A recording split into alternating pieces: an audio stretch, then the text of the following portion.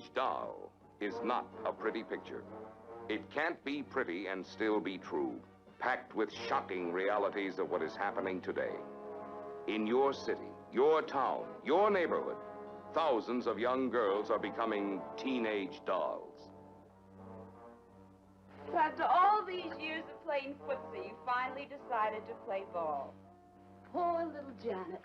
Always wanted to move uptown, but never had enough guts to do anything about it. Shut up. So now she's going to go, but she don't want to admit to her kid sister.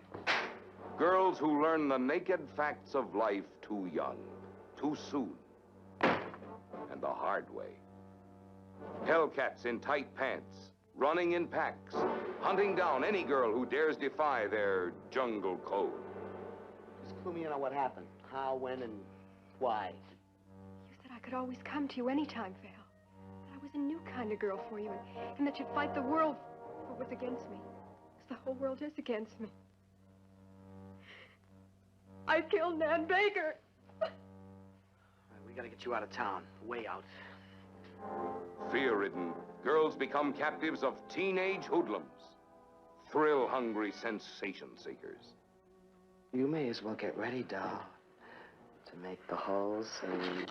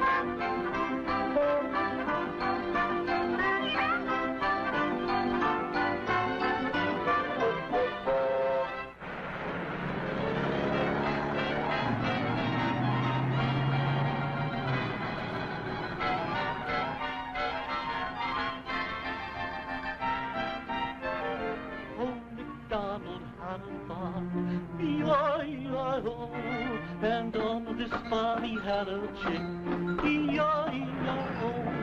And a chick, chick here and a chick, chick there. Here a chick, there a chick, everywhere a chick, chick. Old MacDonald had a farm, E-I-E-I-O. Ha ha ha ha ha ha ha. Rick-a-tick-ticky-tick, rat-a-tat-tat-dee-doo-doo-doo. Rick-a-tick-ticky-tick. Zazzle-deedle-doo-doo-doo. A rick-a-ticky-ticky-ticky-tick-tick. Old MacDonald had a farm, E-I-E-I-O. Penthouse, please.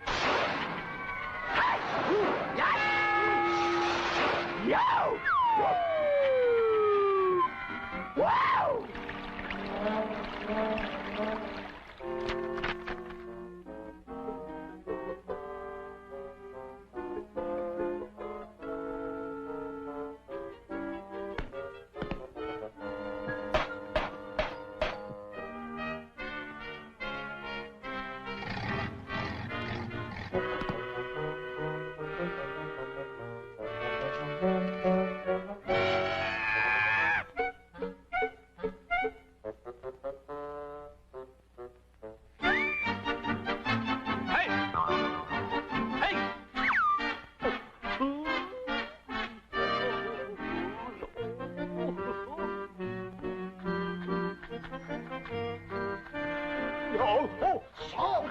Oh, my gosh! Not salt on my tail! Oh, this is terrible! It's awful! I can't fly! I can't fly! Oh, have mercy on me, pal! Have mercy!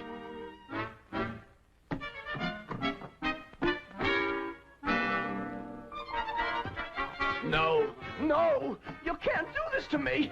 I'm too young to die!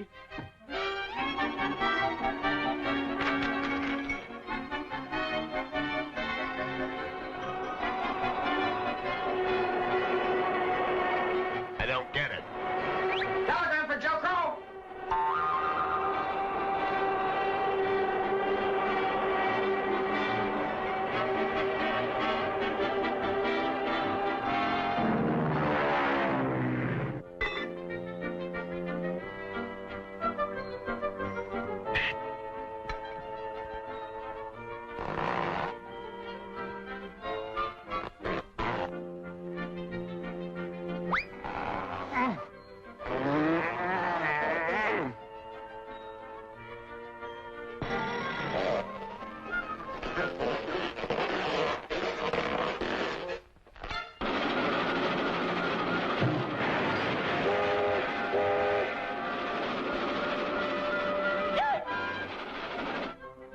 Don't worry, pal.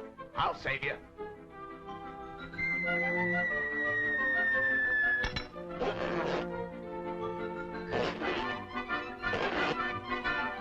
Now, do I get the cord? No! Better change your mind.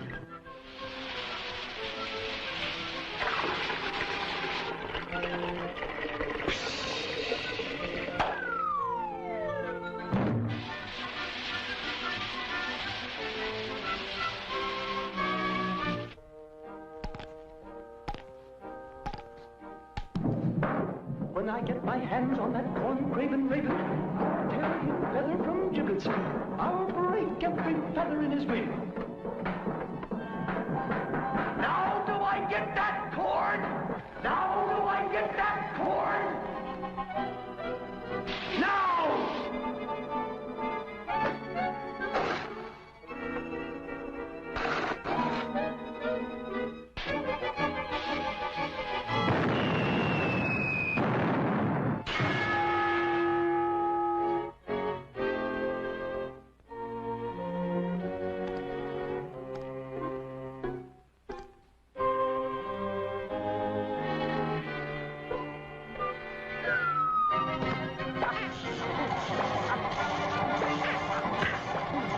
Well, I tried to tell you I was planting a victory garden, A victory garden? I didn't know that. but I tried to tell you. Well, that's different. I like you. And I like you. I think you're swell. You're swell, too. You're a great guy.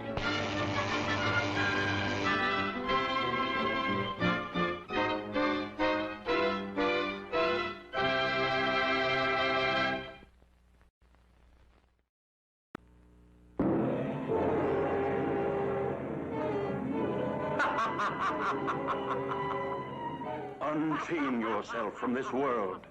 Join Richard Garland, Pamela Duncan, Allison Hayes in the weird world of the undead. Where a witch of a wench gives free play to her unbridled passions and jealousies. I could not tell you before, but now because I love thee, because I must help thee, I am a witch. Witch? I am thy match, witch. You will make me a fine opponent. No, the unearthly horror of untimely death. Face burial alive by the unfrocked monk who makes merry jests while burying the undead. Jack Sprat would eat no fat, his wife would eat no lean, and so betwixt the two of them, they licked the coffin clean. See the tortured undulations of the unwanted virgins. Experience the unbelievable.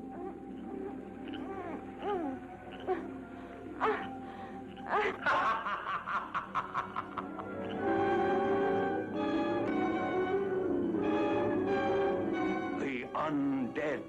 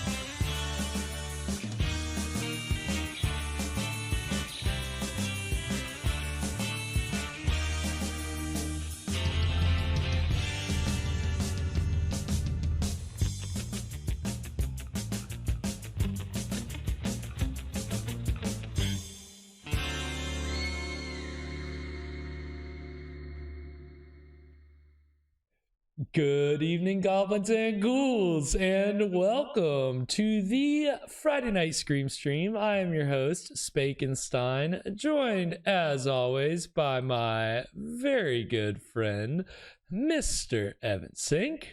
Good evening. Good evening, and good evening to all of you out there. Regular viewers will see Fresh is not here with us in the proverbial studio, but he'll be popping in on chat, Front Row Bandit. So he'll still be here. You may not see his lovely picture, hear his lovely voice, or that portal that he's been in has just gotten too strong to get out of. We were having obviously some connection issues last time because of the portal. And so, it's just, this got to be a little insurmountable this evening, but he can still chat. So, he'll be joining us tonight for our weekly main course of public domain horror.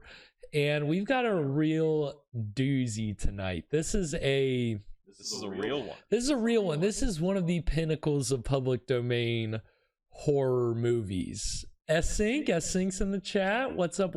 Thank you for joining us. It's been a minute, S-Sync. It's holiday season. We've had breaks. Don't chastise her. We don't want her to leave. It's gonna scare her off. Where have you been? She's like, all right, I'm out. Bye. So this is really one of the great cult classics of the genre that we are making up called public domain horror movies, because it's not really a genre in and of itself. But it is Little Shop of Horrors from 1960. It's directed and produced by Roger Corman. He's back. We've already had a good number of Roger Corman movies, at least 4 or 5. And this is probably, out of all the ones that we've watched, this one probably has the best reputation. Obviously, you may know that there is a musical adaptation. It's all adapted from this movie. This movie is the source material. So if you haven't seen it and you've seen the musical, then you're in for a treat. But for a while, I wasn't aware this was the original. Yeah, I've never seen the musical. I've never seen the movie. I've never. But I know of it.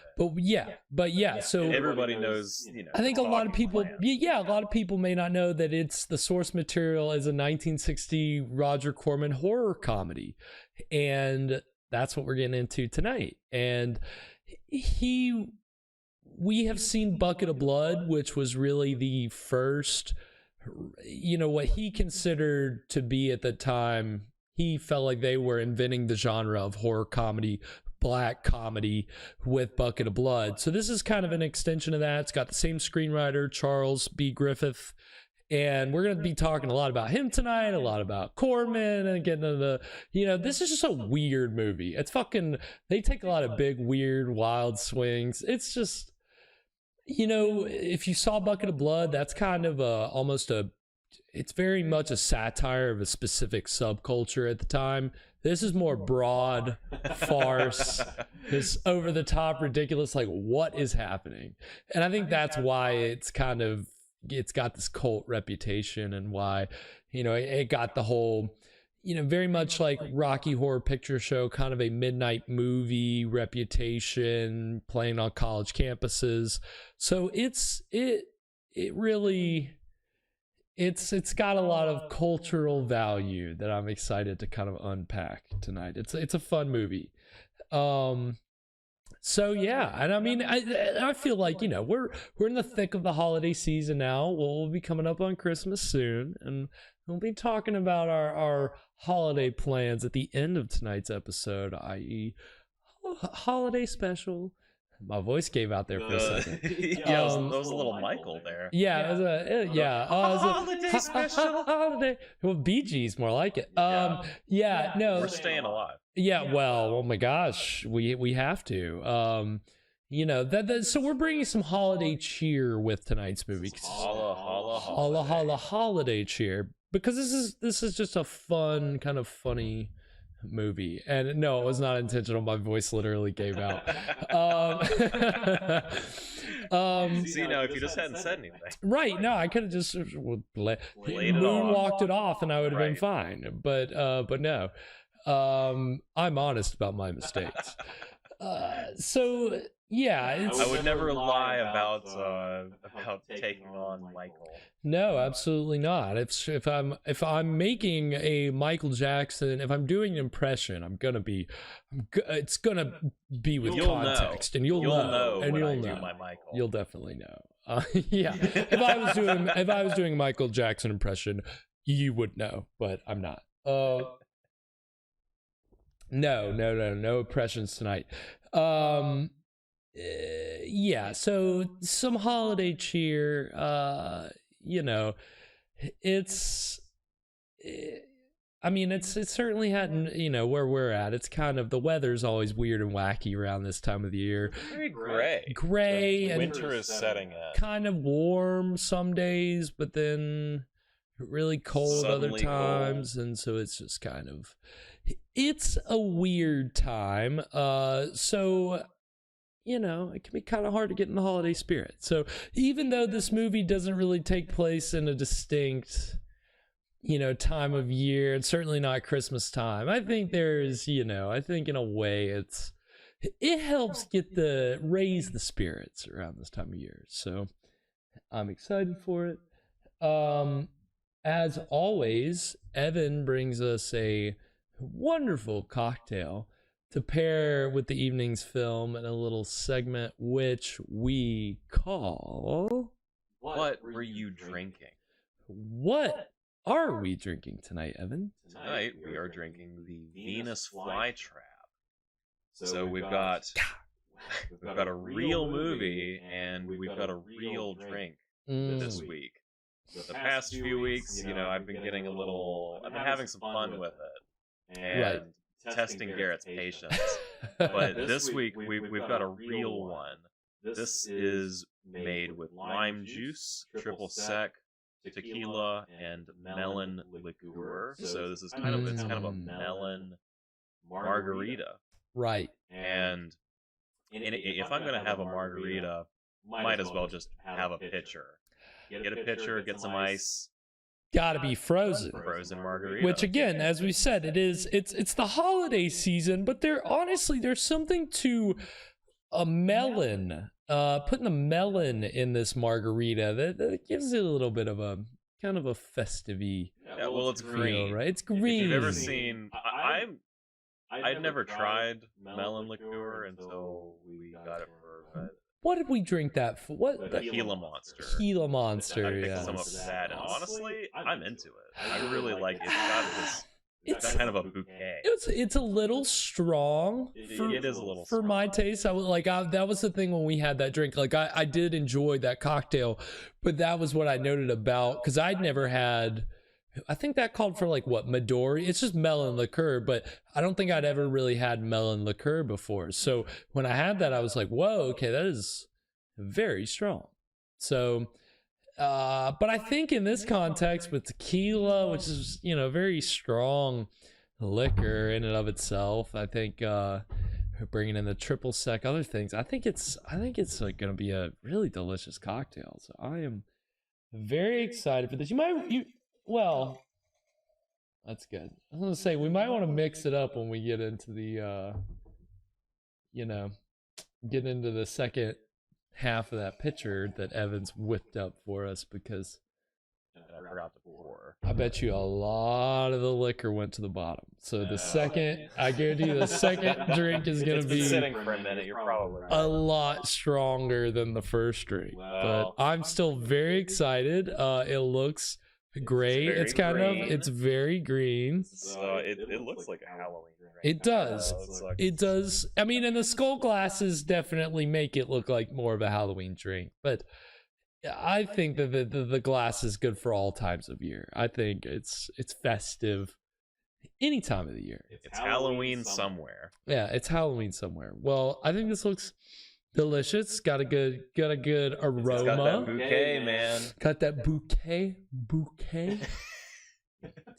You gotta feel the letters coming out of your mouth. Yeah, you gotta feel that one out. Yeah, but yeah, it looks freaking delicious. All right. Without further ado, cheers. Cheers to everyone at home. Cheers.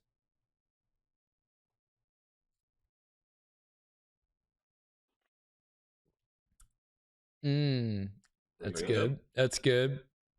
Definitely the we could have blended a little more.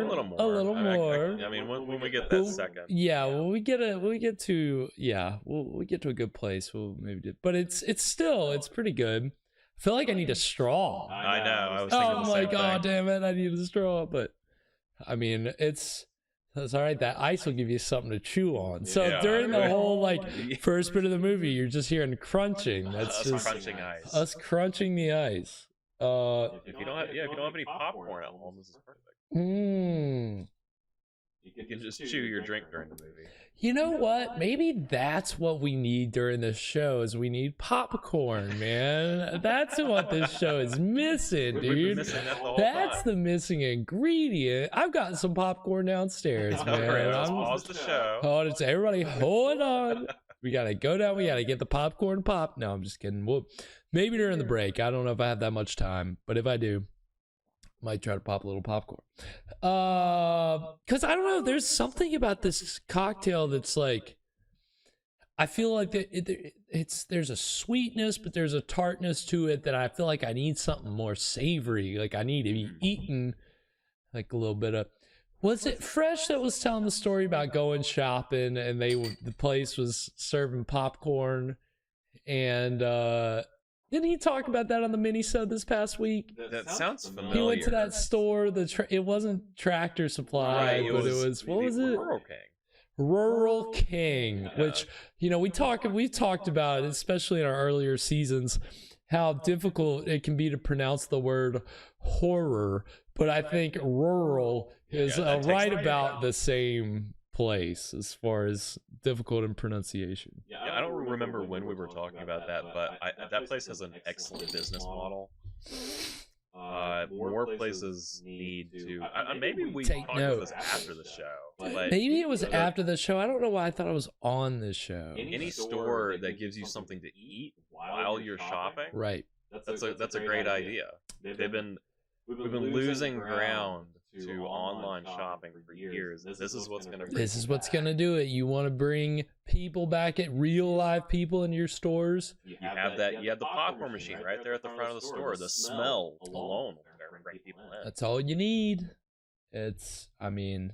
Again, I think it speaks to, not to go too off on a tangent, but that's one of the great entrepreneur Nathan Fielder's that was an idea that he tried to really be a proponent of, was, try to make your store a little bit more, friendly for everybody. Have things that make people comfortable or make them settle in, In that case, it was a man cave in women's clothing stores. But it can be as simple as a popcorn machine. You don't need much. Just something to make people a little more I would love it if the store gave me a beer to shop around with. I'll take it. Yeah, I mean, seriously, you're gonna give a complimentary beer, a mother flipping beer. You better believe. Sign me up. Look, all I need is a beer in my hand and a bro by my side. Oh my god, that should be the motto of this show, essentially. It should be, you know, I mean, put it on the flag. Well, right, yes. It's getting pretty crowded on the flag with all the, you know, all the other mottos that the show is slowly adopting. Talk of gremlins and whatnot. Yeah, you gotta put a gremlin on the flag. It goes without saying. I mean, you know that we watched the Bugs Bunny cartoon. I think that gremlin is technically public domain. Use an image, maybe not the character. I don't know. It's a good question. I'll do a little research into that. But yeah, gremlins definitely on the flag alongside our motto, our new motto. I really like this cocktail, Evan. It is pretty good. It's pretty good. It's definitely a margarita. Yeah, like at first, like especially when I was like I'm trying to just get past the ice, like and actually be able to taste it. Because I think at first I just got a lot of ice. I couldn't really taste it. Now that I'm tasting, I'm like, okay, yeah, margarita. Yeah, I'm getting the lime and the tequila. The lime, the tequila, but the melon liquor gives it like a, I don't think tang is the right word, but it gives it some kind of something. Yeah. A little bit of an extra. Subtle. Subtle, but it's effective. Yeah. Subtle, but much like tonight's film. Is tonight's film subtle? No, maybe not. Maybe not in a story or a plot sense or a performance sense, but I think maybe you could say in the production sense. Maybe subtle isn't the best word. Corman the most subtle. Certainly not subtle. Quick. Quick. Not the same thing. But effective, certainly. Yeah, so to kind of like go ahead and lay some groundwork before we get into tonight's film. Again, we've seen Bucket of Blood on this show before, back in season 1. Actually, Evan was absent. Yeah, I didn't see that one. Fresh hadn't joined us regularly at the time, so it was just me. But it was fun. I had a good time, and it's an interesting film. But that was 1959, so tonight's film is the year after. Roger Corman had, he had some success. He didn't make a whole bunch of money from Bucket of Blood, but it was successful enough that he decided he wanted to go ahead and take another stab at doing a horror comedy. But Bucket of Blood, he did that in 6 days. So his thinking here before he really came up with anything else was, well, how fast can I make a movie? How fast can I, produce it, shoot it, and crank it out? So that was kind of the challenge that he happened upon. And basically at around the same time, he had gotten a call from an associate that said, hey, we've got these sets that are still standing. Do you want to use them? And so Corman's like, yeah, let's here's what we'll do. I'll rent the set for a week and we'll rehearse for 3 days and then we'll shoot for 2. So that was the plan. And then they called the people at Guinness. I mean, I don't think it's officially held a Guinness World Record, and I'm sure by now somebody's broken that record. But it might as well have held a Guinness World Record because that's very impressive. I mean, not to like spoil it, but yeah, they pulled it off. They did it They filmed it in 2 days. Oh, this movie that we're watching tonight's real? They did it? They did it. And so I'll unpack it all, because I have a lot of information about the production history, and even the development history is very interesting. But I just wanted to kind of lay that groundwork that, you know, it was just kind of this quick thing that came together. He had an opportunity to use a set. He knew he wanted to do another horror comedy, and he wanted to challenge himself. He wanted to see, how quick can I do this? So, you know, and I think that like that's always the thing that you'll see in the advertising for this movie is it was shot in 2 days, and that was one of the things that I saw, because, you know, a little preface on my history with this movie. I first saw it when I was I got like a VHS box set, which we all know about DVD box sets, but I just want you to imagine a VHS box set. They had 5 public domain VHS movies. Yeah, it took up a lot of room. It's definitely took up like the whole screen that's in front of me right now. But it had 5 public domain horror movies on it. One of them was Little Shop of Horrors, and I must have been 6 years old when I got this, and I watched this movie so many times.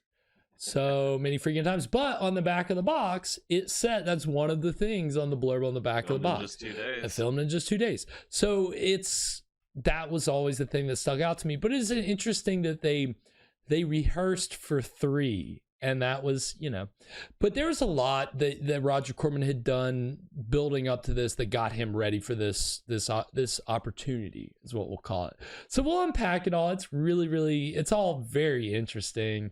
And we'll also enjoy the movie. I'll try not to, you know, distract too much. It's kind of ridiculous. Let's play a little game real quick. Okay. What do you think odds are that this videotape has been rewound? I'm gonna guess 99% it is at the very end of the tape. It has not been rewound. Okay. Ooh, is Garrett the type to rewind? I was not the type to rewind. Okay. Well, then I guess we'll but go some. Do you want me to guess or? Well, I would like you to. Well, let me preface by saying, plenty of times I'd start a movie, I'd leave when the movie's done.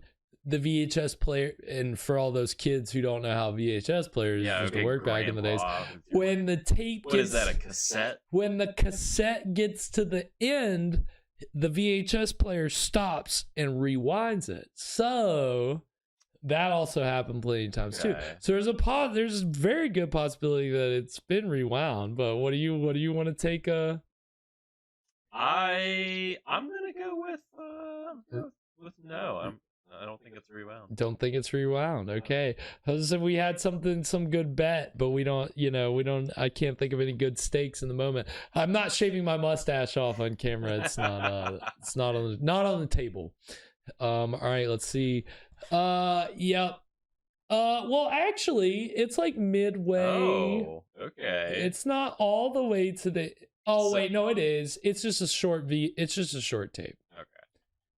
It's a very short tape. So wait, rewound or not rewound? Not rewound. If you can't, I know it's kind of hard to see, but this is the beginning reel over here, and it's empty, and then that's the full reel, even though that doesn't look very full as far as VHS tapes go. But yeah, I watched it to the end. Not much of a. I haven't seen a VHS tape in such a long time. Yep, I got them all, man. I guess. This 5-pack has, let's see, I guess it only has 2 of the movies we've watched so far. It's got this and The Terror in it, and then it's also got Night of the Living Dead, Dr. Jekyll and Mr. Hyde, which is a silent movie, which is kind of boring. I don't know if we'll watch it. I mean, I guess we'll have to watch it at some point, but we'll get around to it. And then, Phantom of the Opera, which again, another silent movie, which we have to watch, but I'm not crazy.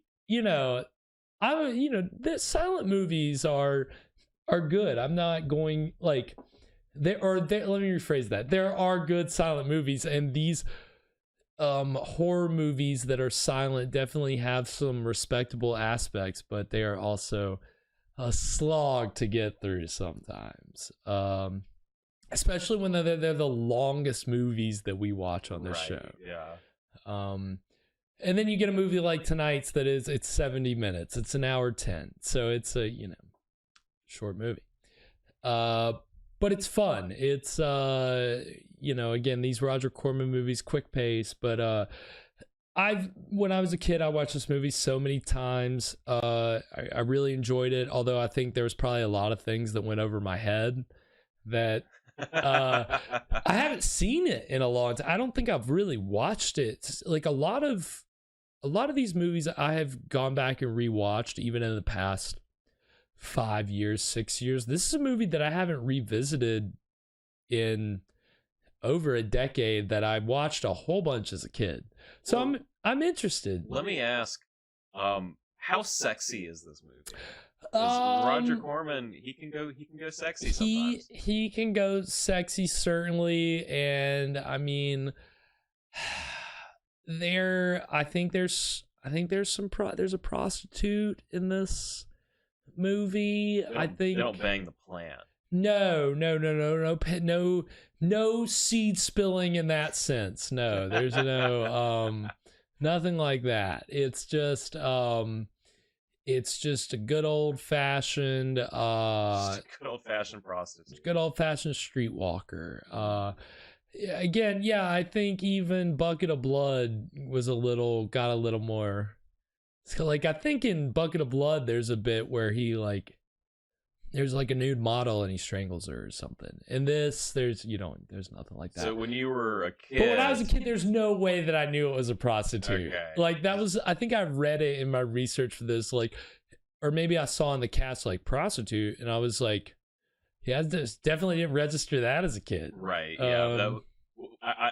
I distinctly remember when I was a kid, I would see the word prostitute, but I would have no idea what the word meant. I just knew that it was something, and there were always women for some reason. Yeah, God, look at all these prostitutes out here at this march. What is this all about?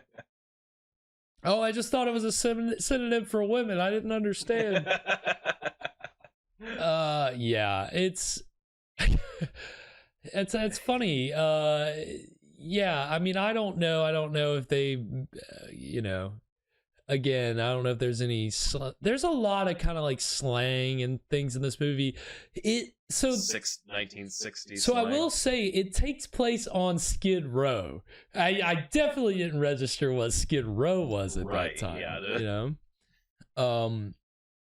there's no way that I had any conception of what that actually.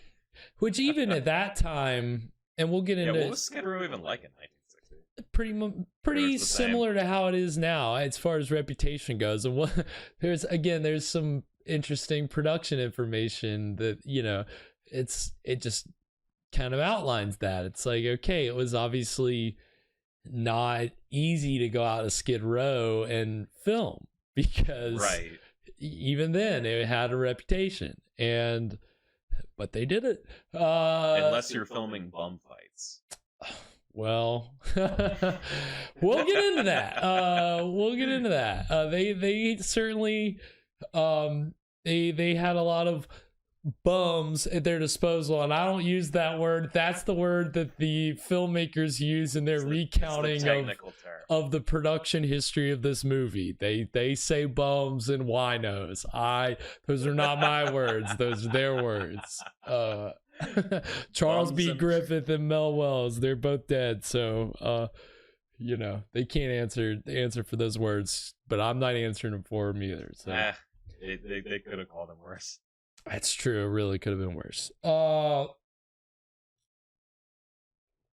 it's fun. There's definitely, this movie has kind of a reputation for being just kind of funny and kind of broadly silly. And I think seeing it as a kid, it was kind of, that's really what I saw. And I think that's obviously like part of the appeal of it. but I think it is easy to overlook all the dark, seedy qualities that are like hiding in the details, because there's a lot of, and that's what it is. It's like all the very bizarre kind of quirky stuff. That's what's on the top. All that rises to the top, and all the seedy stuff is kind of, people don't really think of that as much, but you forget about that stuff. You forget about it, but it's there. And I mean, again, we're talking about a movie that was shot in 2 days on a very cheap budget. And that's Roger Corman. And like I said, so we saw Bucket of Blood. We've also seen Creature from the Haunted Sea, which came after this, but he considered these 3 movies his horror comedy trilogy. So this is the middle one of those 3. And I think it's the best one. I think it's definitely the most broadly, again, they said that they thought of it as more of a farce, as opposed to a satire, which Bucket of Blood was definitely more of a satire. So it's a fun movie. I'm excited to get into it. Anything before we begin, Evan? I think I'm ready. Let's get into it. All right. Well, without further ado, we're going to go ahead and get into the exciting beginning of Little Shop of Horrors right now.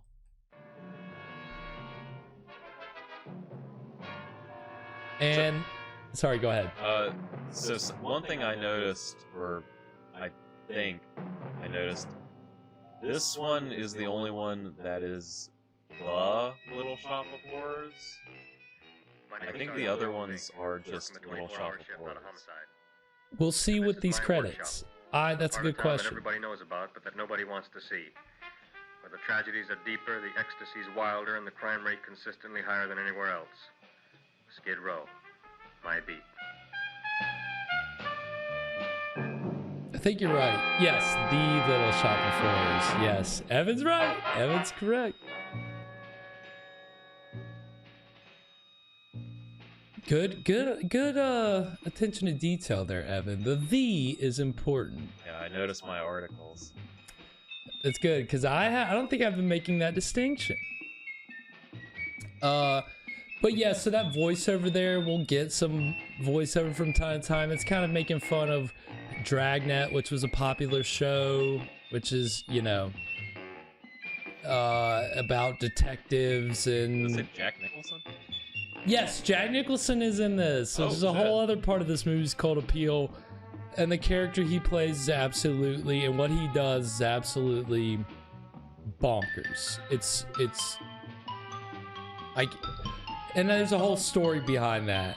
But yeah, this is one of Jack Nicholson's early roles. The music here, if you're keeping track, same score as Bucket of Blood and Creature from the Haunted Sea, and I'm pretty sure The Wasp Woman as well. The most terrifying period in the history of my beat began in a little run-down floor shop called Mushnick's.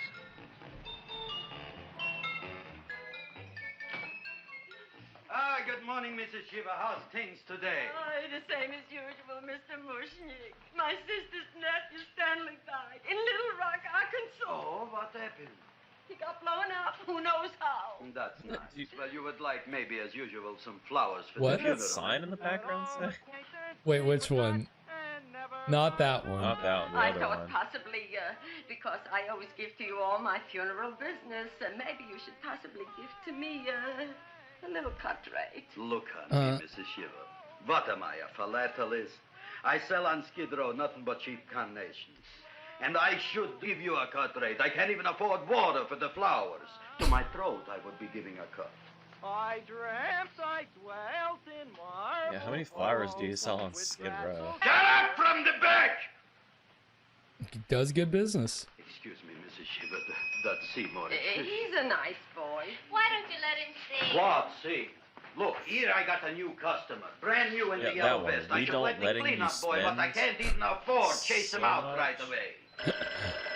Yeah, basically. So if this guy looks familiar, playing Mushnick, he's Mel Wells. He was the lecherous innkeeper in the Sheebies. I haven't got much time. Send me over 2 gladiolas and the fern. Excellent. That's 2 dozen glads, 1 potted fine. No, mushnik, 2 gladiolas and 1 fern. You want I should put 2 gladiolas in the pot with the fine? No, Definitely 1 fern, drier. 1 piece altogether, 3 pieces. I need it for my waiting room. Yeah, it's the filling canal. What? A filling canal. Good, I'll drill a bigger hole. You mean you want 2 crummy gladiolas and 1 crummy fine? What kind of a decoration is that? Listen, it's my flower budget for the week. Mushnik. Who can be a dentist on Skid Row? All right, excellent. I'll send Seymour right away.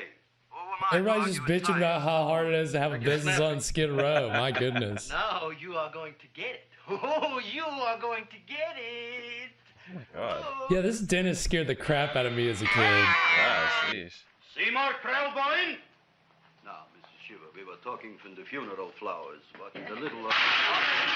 Funeral! Did you call me Mr. Mushnik? No, I was calling John D. Rockefeller for to make a loan on my Rolls Royce. Sorry I said it. Now look, Seymour. You That was take 2 pretty good. gladiolas. You'll cut them nice and even. You'll take 1 fine. You'll wrap them in a package, and you'll take them to Dr. Farr. Right? Now go already! Now, what can I do for you, sir? My name is Burson Fudge. Excellent. I am Gravis Mushnik. Oh, that's a good one. Now, who's going to get my roses? I'll take care of you, Mrs. Shiver. Come right over here. You would like maybe some orchids for a nice girl? No, I think I'd like a couple of dozen carnations. Carnations. So- I hate carnations. Somebody shouldn't drop dead. So this guy that he was just talking to who asked for the carnations, that's Dick Miller, who played the lead in Bucket of Blood. They wanted him to play the lead here, the guy that we're looking at on the right, but he didn't want to play. He didn't think he could pull. He didn't want to play this character. He's like, I'll play the side role of this guy, and you're about to see what makes this guy weird. You should see what that Seymour is. Oh, here are your carnations. Wait, I'll wrap them for Oh, that's all right. I'll leave them here.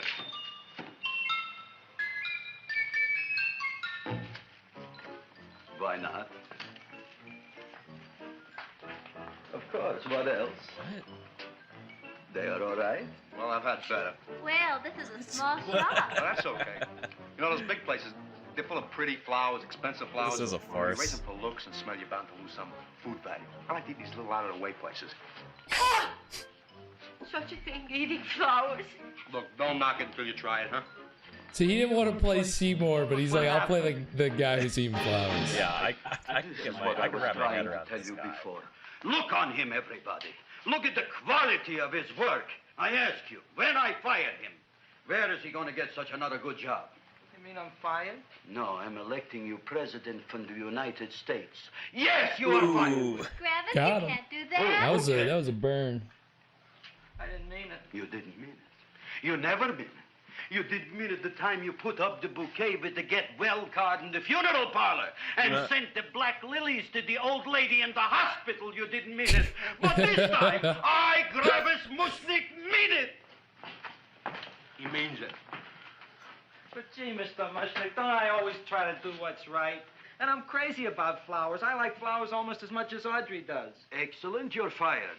Why don't you give him a chance to resurrect himself? I give him a chance to quit. I ain't gonna quit. You're a brave boy, you're fired. So one of the That ain't reasons, fair, one of the Mr. ways they were Mushnik. able to do You know this what in I'm 2 doing? days was they I'm had working 2 on a special cameras surprise set plant up just for you. and 2 camera I'm growing a crews, plant like you ain't never and seen so before. Excellent. they were able I to can't get even 2 sell the plants setups I got in my shop. basically at Now, once, wait a yeah, minute. simultaneously. He's got a new So kind of plant you wanna you'll look at. notice a lot of kind of cutting back and forth, and that's the 2 camera I got setup. ancestors Which in they the said it flower was essentially business like for a 200 almost years, but I got one sitcom shop style on Skid setup Row, where the one lighting saving is shop. just I don't straight even and like flat. flowers. You don't understand The what I mean. cameras are set up here and here, and you just are running it through does. it. It all over the feel world. kinda like a And I've noticed that the places that have the most weird and unusual plants do the Right, best right, business. exactly. That was what Corman What is felt this, a why it tango? probably translated well to the right. play that it became. It's because of the Explain me isolated more. nature. Well, I remember one place that had a whole wall covered with poison ivy. And people came from miles around to look at that wall, and they stayed to buy. The owner got rich. No. He scratched himself to death in an insane asylum. Oh, that was my cousin Yeah, why Harry. would you... All right. All right. You go home and you get this fancy schmancy plant and you bring it back here. And if Mr. Yellow Vest Fouch says it's a draw, you still got a job. If he don't, out you go to both of you, right? Don't worry, you'll like it. You'll see.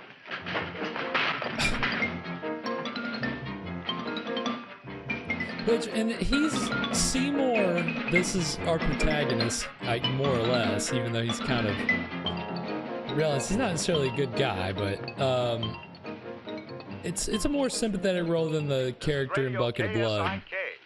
You've been listening to Music for Old Invalids. Our next selection is entitled Sick Room Serenade. Seymour, is that you? Yeah, Ma. Come in here, look at my tongue. So clumsy. But Ma, I already seen your tongue. Have you no sympathy for your poor mother? Laughing at her and mocking her illness, and she's got one foot in the grave? Oh, I didn't mean it. Oh, you never mean it. Now, come on, look at my tongue. A tongue's a tongue, Ma. They all look the same to me. Oh. Did you stop at Dr. Mallard's and get the results of my tests? Yeah, he said there's nothing wrong with you. Oh, not Dr. Mallard. He's one doctor I thought would tell the truth. He said you should be playing fullback for the Rams. He wants me dead.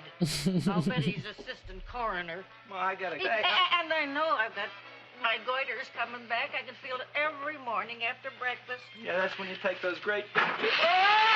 Oh my gosh. What you got, a little surprise for me? Open it up and see. All right.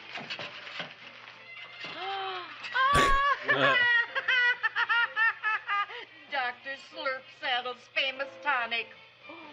Wait here. To be taken internally or externally for pain and neuritis, neuralgia, headache. If hit by a truck, call your physician. Alcoholic content, 98%. I definitely didn't get that as a kid. Yeah. This lady sure loves her medicine. So this is actually the screenwriter's grandmother. Oh, wow. She was a radio star and vaudeville star, and then wasn't doing much around this time. It's like, hey, we got a part for you, Grandma. Hurry back to the shop. You mean that lousy weed out in the kitchen? Yeah, and if Mr. Mushnick doesn't like it, he's gonna fire me. Apparently, my hearing is going out on me. I get the distinct impression that your job security depends on what Mushnick thinks of that thing. Gee, it looks worse than it did this morning when I went to work. I wish I knew what to do with it. Well, if you asked me, I'd pitch it out in the trash. I don't like my house. Frank Reynolds over here. Female Frank Reynolds. Oh, yeah. They've got a Frank and Charlie vibe. They do. They're running a self-diagnosis Wow. contest. I never The registered winner that. gets That's to go to great. Mayo Clinic. Bye, Ma. Bye, son. I'll see you the rosy edge of dawn. Drink to me, oh, freeway at thine eyes, and Dr. I... Mantis Toboggan. Doctor, oh God. I don't know if that's where I'm supposed to break or not. I don't know where my break's at. I don't think it's there. Well, here it is, everybody. What do you think of it? Well, it sure is different. It looks delicious, but don't you think it's kind of stale? Well, it hasn't been feeling too well. They call that a fancy plant. It looks Is like that it just never gonna be this spent an guy's LTD bit? in its entire I life. think so, I don't yeah. The whole movie. I like it The guy anyway. who eats blood. You like even skunk cabbage. Well, and that's part of their. Well, I'm not sure. They're thinking they're so clever. Right. Very clever. Found him in with an order he got from a plantation next to a cranberry farm. Fine, fine. You don't even know what is this plant you're growing. Well, I gave it a name. What name? Gee. What? You gave it a dirty name? You can't even mention it? I named it Audrey Jr. You named it after me. Audrey That's the most Jr. exciting thing anyone's ever done to me. Poor kid. I don't think it's so much I should keep on spending $10 a week on your salary. But Gravis, Oh you my named God. it after me. I know, and if they Those keep are it, prime they'll name it Skid Row Mushnick's Folly rates right because there. I'll be in jail for non-payment of taxes. Are you crazy? Who? You. That's probably the only plant of its kind in the world. Don't you realize if Seymour can nurse that thing back to health, you'll have people coming here from all over? You think so, you found? I know so, you mushnick. Now, that's all I'm saying on the subject. Besides, I've got to get home. My wife's making gardenias for dinner. Oh my God. Good night, you Good night. And I'll see you tomorrow. We're gonna milk this joke. I mean, he does good with the bringing the deadpan quality to it. That was one thing that Corman mentioned. Like, that was what he really brought to the part. I'll keep you and Which is this certainly Dumbbell not what Junior you're for a going to see week. from If you can Nicholson nice it back to later. health, you both can stay. If you can't, you're both fired. Oh, gee, thank you, Mr. Mushnick. Don't feel sad, Seymour. Don't waste your pity on me, Audrey. I'm not worth it. Who says you're not? Everybody. Yeah, I know. But I think you're a fine figurative of a man, and I know that Audrey Jr. will be the sweetest thing in the whole wide world. Well, I don't know. I've given it every kind of fancy fertilizer and atomic plant food and distilled mineral water you can buy, but it just gets sicker and sicker. Don't worry.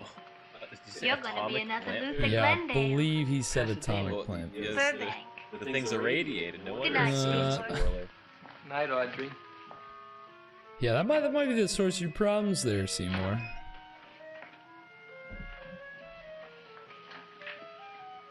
What's the matter, little plant?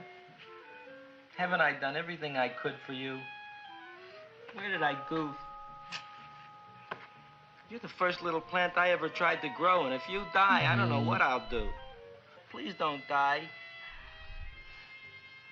I'll get you some water, okay?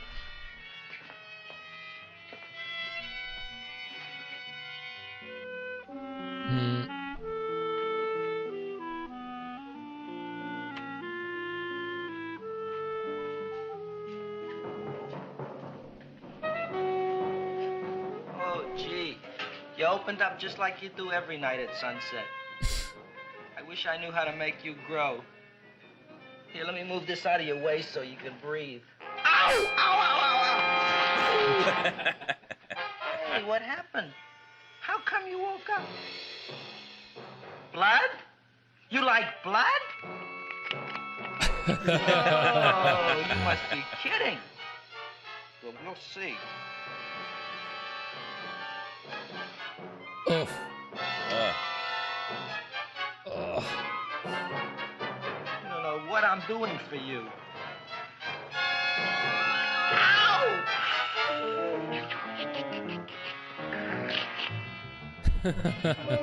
Oh, who would have thought it? Well, I guess there's just no accounting for people's tastes.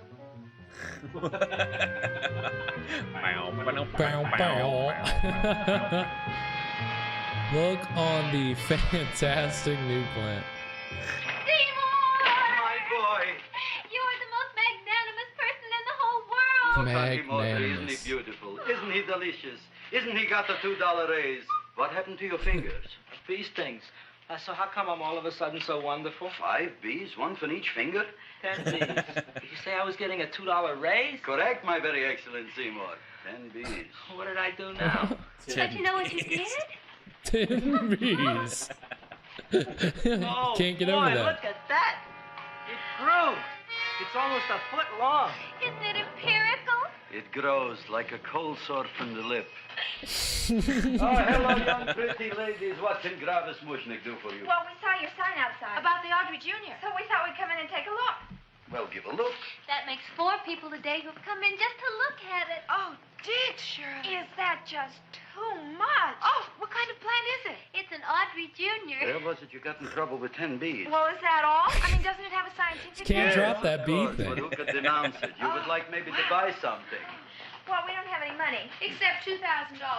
But that's just to spend on flowers. So we don't have any of our own. Isn't that a drag? You got just $2,000 just to spend on flowers? That's right. Who died? The Chamber of Commerce? Well, we're from Cucamonga High School. We're building a float for the Rose Bowl parade. Which is made out of flowers. Thousands of them. And we're on the committee that picks the florist. And then glues on the flowers.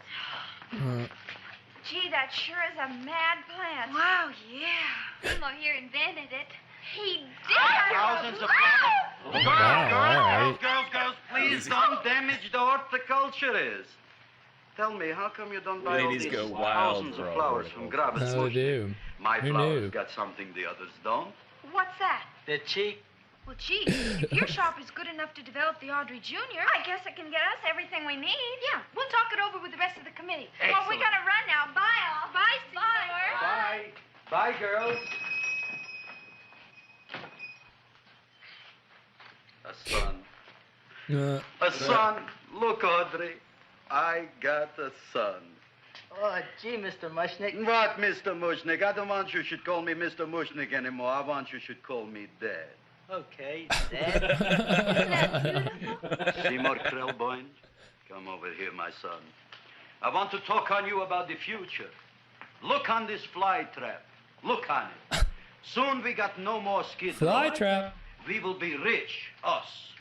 I am building for you a giant greenhouse in which you are making impossible flowers, which in turn I am selling at ridiculous prices in my giant new flower saloon in Beverly Hills. Do you see that big sign in the sky? The Beverly what? It is saying, Gravis Mushnik in French. Isn't it exciting? And we'll have an orchestra right by the cash register. And Gravis will wave his arms, and the orchestra will play Mendelssohn's Spring Song. And I'll come out in a gown wrapped by somebody expensive and say, The carnations are $600 a dozen, 2 dozen for 1,000. It's a bargain. Oh my God. well, they laugh. Stop shouting! My Uncle Moshe's brother Yankel just passed away, Tenafly, New Jersey. Tell me, how much are the carnations today? The carnations are $600 a dozen. Please excuse my son, Mrs. Shiver. Just point to anything in the store and it is yours. I mean, That's right. the cash register maybe, huh? Here. Got him. Here are several dozen carnations on the house, courtesy of Gravis Mushnik, the Bloom Tycoon. That's my dad. The Bloom Tycoon. Thanks very much. It's good. Only tell me, why are you so happy? Not only did my Uncle Moshe's brother Yankel die, Tenafly, New Jersey, you should also give some flowers to that poor dead plant there. Good morning, Mr. Mushnik. Good morning. Good morning, Mrs. Shiver. Look what happened to my plant, Dad. Who are you calling Dad? Who? Oh, no. And it was so beautiful just a few seconds ago. Excellent. Just a few seconds ago, I gave away dozens of carnations free to Mrs. Shiver. I didn't mean it. You have perhaps an explanation. No, but if you give me a minute, I'll think of one. I can see it all now. We are in the poorhouse. That big sign in the sky, it is reading, Seymour Krelboind, rest in peace, in Arabic. Oh, you've got to give him another chance. You promised me a week, Mr. Mushnik. I'll sit up all night with that plant. It'll be healthy in the morning. You'll see. I promise. I promise.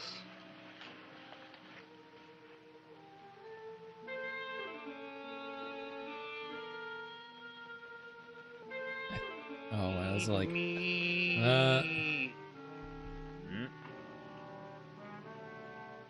Feed me. Feed me. Who said that? You said that. You said that. Feed me. You said that. You can talk. I got a talking plant. Say it again. Feed me. Oh, boy. I never been to college and I ain't been around much. But I'd have been willing to bet there ain't no such thing as a talking plant. But I'll take your word for it. Gee, Junior, I'd like to feed you. But I used up all my fingers. Look at me, I'm all cut to pieces. But maybe I can find another drop here someplace. so the voice of the plant is actually the screenwriter Charles B. Griffith, Best I can do. standing there on the set, just talking. But I'm already anemic. They were gonna dub in somebody else later, and they were like, you know what, Junior, this I'd works. be happy to give you anything I Leave it in. got. Chuck but did I a gotta good keep enough a little job. blood for myself, or I'll be in worse shape than Mom. I'm sorry, Junior. Well, I'll go for a walk. Maybe I'll think of something.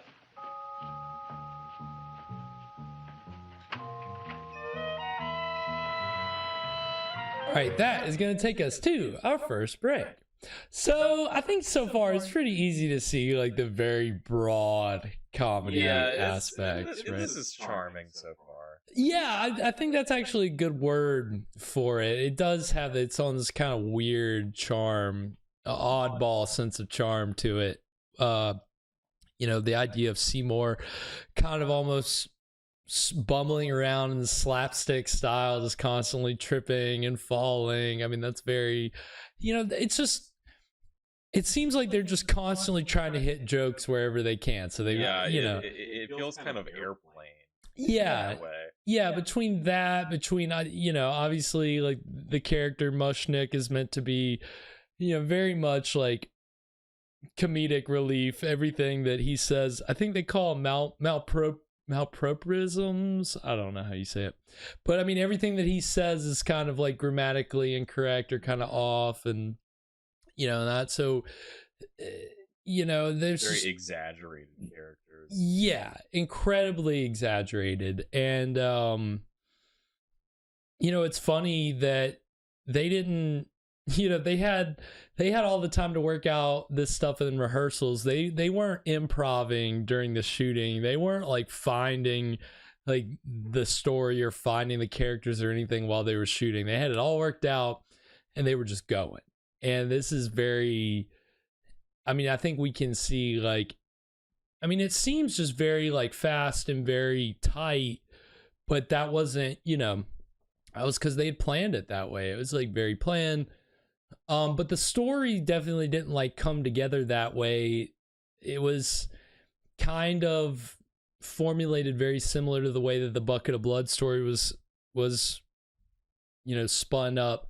Basically, Roger Corman, the director, and Charles B. Griffith, the screenwriter, went out for a night on the town in downtown Los Angeles, or maybe not downtown LA, but out and about in LA. And I think they would go to I think they were more in like the West Hollywood area, so they'd go to like the Sunset Strip, and they would just they'd go and they would get drunk, and they were just trying to come up with like story ideas. So in this case, they were trying to come up with like something along the same lines of Bucket of Blood. So they were going around all these places, and they were like pitching different like ideas to each other. And at one point they end up at this place called Chez Paulette, and Charles B. Griffith said he got into a fight, but at some point there they came up with the story. Him and Roger were like trying to one up each other with like ideas, and they had an actress friend who was a waitress at this place, and her name is Sally Kellerman. She would go on to be better known for, she was in MASH. She played like the main one of the main roles in MASH, and she was also in an episode of Workaholics. It was one of her last roles. She plays whenever they break Adam's grandpa out of the nursing home. She's the old lady that hits on Durs. But she was the referee between Corman and Griffith and them trying to like one up each other. She helped them like work out the story for the movie, trying to decide like, okay, what's the better idea. But at different times, like Griffith pitched an idea about a vampire music critic who is like, getting revenge on, like, I don't know, some kind of vampire thing. They didn't like it. And then he pitched a idea about a chef, basically a cannibal chef, but they were worried that wouldn't get past the code. So then eventually they happened upon the man-eating plant idea. And it wasn't... Had that really been done? There had been a couple short stories. There was like an Arthur C. Clarke short story. There was an H.G. in film. But in film, no, there were some kind of killer plant. I think there had been a killer plant movie just a couple years before this called Day of the Triffids. I haven't seen it. I think it's about killer plants. There might have been one or two other things, but this is really the idea of a man-eating plant. This is really the first horror movie that's being centered around that idea. And it's a comedy. Yeah, which is such a weird... again, Corman and Griffith went into this being like, okay, like, this is a comedy. This is obviously, we're playing into the bizarre and the morbid, but essentially like we're making a comedy. And they had fun with it. I think that was essentially the thing, have fun with it. And Corman and Griffith at this point, Griffith, Chuck is what Corman always calls him. Everything I've like, all the interviews always call him Chuck.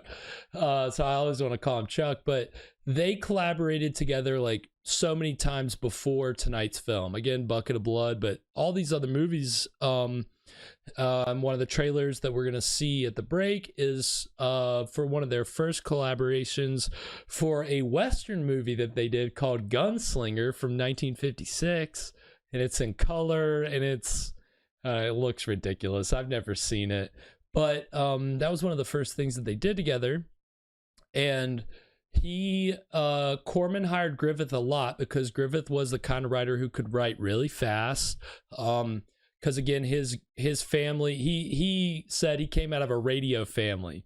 So his like way of writing was to write really fast, and just he said that's one of the reasons why he felt like he wasn't as good as he could have been, because he didn't take the time to try to write something good. He just tried to write fast. But he was very talented, and so Corman hired him a lot.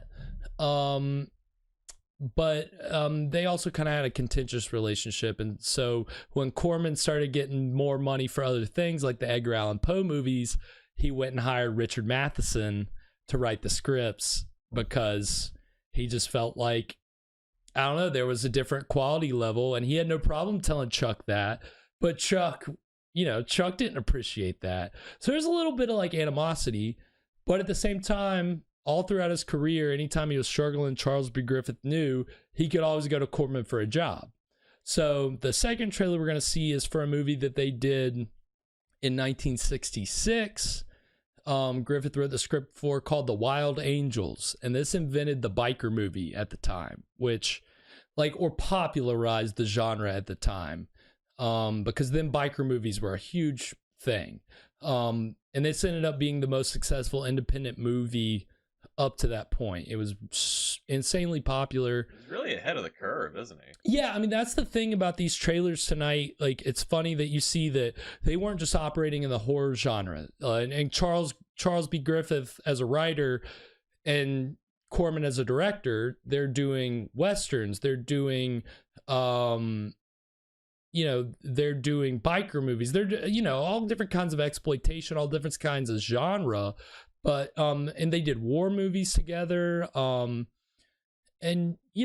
Griffith in his own right, after some of these Corman movies, actually got a contract at Columbia to write and direct a couple films, and it was the worst experience of his life. And so he didn't direct again until decades later for Corman, when he was just kind of needing something to do, needing money to come in. Again, he always knew that Corman was there, even though Corman was kind of choosy about when he would hire him. But they had an interesting relationship, and they had a lot of interesting collaborations. The results made some notable movies. That's what we're watching tonight. So yeah, we're gonna see these two trailers, which again, both the same writer-director team. And then when we come back, we're gonna get into the exciting middle of Little Shop of Horrors. So stick around. We'll be right back.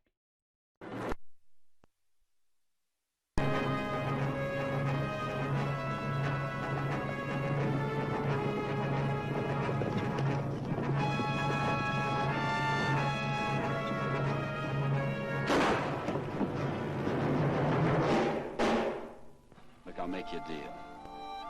I won't try to make you a bad woman. You stop trying to make me a good man. This is more than the story of a colorful man. It's the reliving of an era in a time without morals, of the kind of adventures the historians of the West only whisper about. Chapter 3, Oh, no, Mrs. Hood. The Red Dog is open 24 hours. Mm-hmm. Well, you empty your house and put out the lights. Put them out yourself.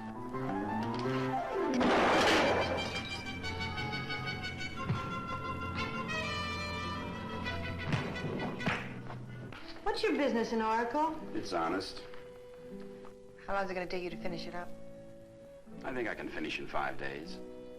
But that also gives me 5 nights. What do you do nights, Miss Marshall? John Ireland, the gunslinger, a man with a price on his head, hired to kill the woman he loves. Beverly Garland, who upholds the law, victimized by love. Allison Hayes, daring and desirous, ruthlessly using men for her personal ambitions. Who do I kill and when? The local law. On Saturday. Terror is a silent witness to nerve-snapping suspense as the gunslinger meets a man who fears him, a woman who hates him, in a triangle that reaches mad supremacy.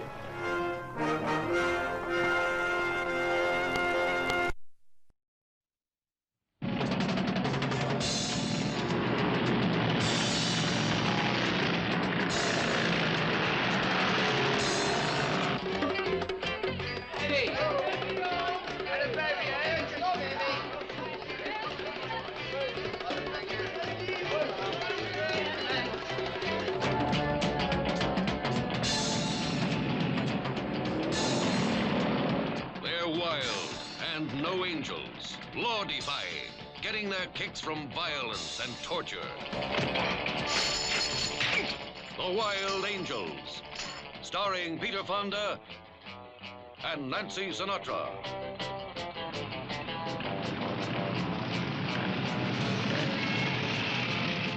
In the Angel Gang, if you're one man's woman, you're his old lady.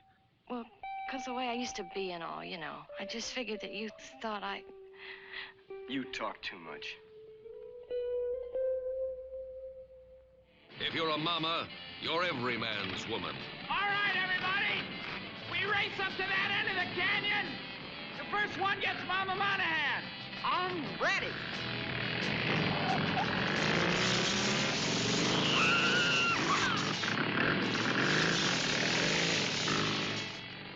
Look, baby, I say we're gonna have a party now. Listen, Frankenstein, get lost or the loser will take care of you. Oh, man, I got more than the loser ever had.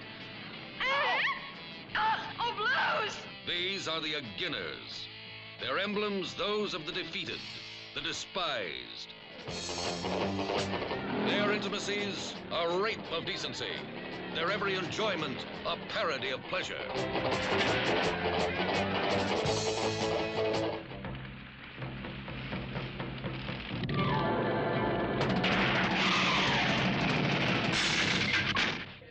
Yeah, we don't want nobody telling us what to do. We don't want nobody pushing us around.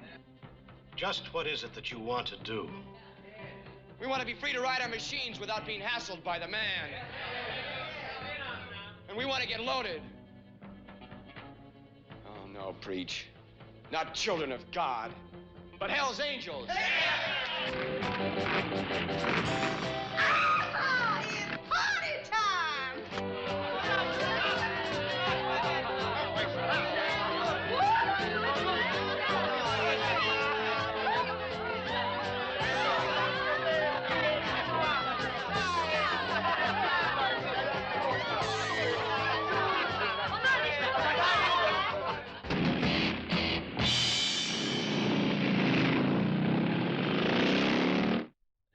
All right, we're back. So yeah, that was the trailers for the Wild Angels and So Gunslinger. wild. Yeah, the Wild They're- Angels definitely wild.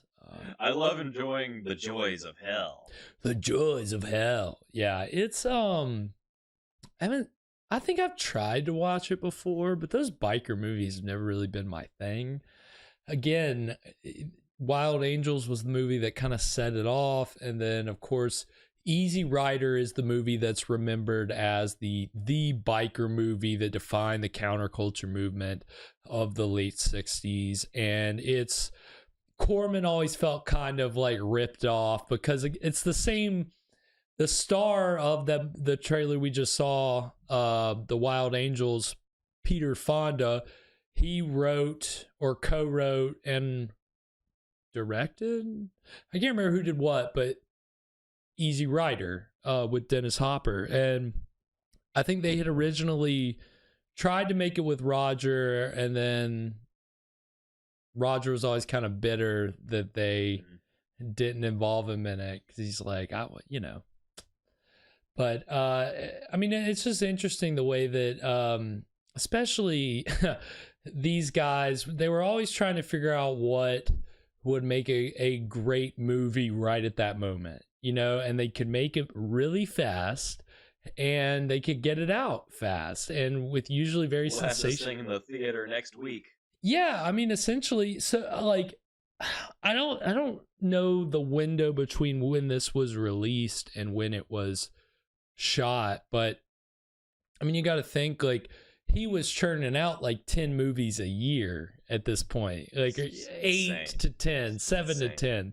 He had 57, 58, 59, those were his biggest years, and this is 1960. So this is actually, it was filmed between Christmas and New Year's 1959. There we go. Because There's again, our connection. it was a week. Yeah, I mean, this is essentially the connection. It was around the same time period. I mean, that'd be like if we decided to go out, get drunk this weekend, came up with an idea that we decided that the week between Christmas and New Year's, we were going to shoot in 2 days. And then we, imagine you do that and you get some kind of cult classic from it. I mean, yeah. that's the dream. That's what you want. But I mean, Corman, but again, it wasn't like Corman just did that out of nowhere. I mean, he had been working. This wasn't his first rodeo. In just 5 years, he had already made 20 movies, over 20 movies. So he grinding those experience points. Exactly. Everything had been building up to this. And that's what he said. He could never have done this without everything he learned up to this point. But it was definitely a learning experience in and of itself. And so we're about to get back into it. We're about to get into the exciting middle. And I think we're getting to our first on location bit of the stuff that was shot at Skid Row, which, to just give a little background on that, basically Corman hired the screenwriter that we've been talking about, Charles B. Griffith, to direct Second Unit at Skid Row. And Mel Wells, the guy who's playing Mushnick right now, he produced that Second Unit shoot. And their original plan was they were going to get a bread van and a long lens and shoot out of the bread van. I think mainly out of safety, because again, obviously we don't want to be out. We don't want to be out of the car. Skid Row obviously had a reputation even then, but they said Charles Griffith said Roger wouldn't pay for the long lens, or couldn't afford the long lens. I don't know what it was, but anyway, wouldn't do it. So they're like, all right, well, I guess we're going out there. We're doing this. And as soon as they got out there, all the, as they said, bums and the winos started coming out. But he was like, all right, I'll give you the change in my pocket if two of you guys go fight over here and you guys do this. And then it was to the point that he said my sound guy was kind of taken aback by the fact that we had winos handling cables and handling equipment. That was essentially probably never easier to cast a crew. Well, and yeah, well, that was the other thing too, is that Roger also, at that time, if you're taking a union crew out on location, that costs more money. So they couldn't take a union crew. They had to just use a pickup crew. So you're short people, you get some winos on the street, it works. But I think they did have a security guy. They did have one person on security, so it wasn't like they were just out here. They were using a little bit of precaution. It was obviously a concern. That's why they wanted to shoot out of a bread van. But they had fun with it. They made it work. And yeah, so I think we're about to get into nothing bad happened. Yeah, and nothing bad. As far as I know, nobody actually died. But we'll see some of this.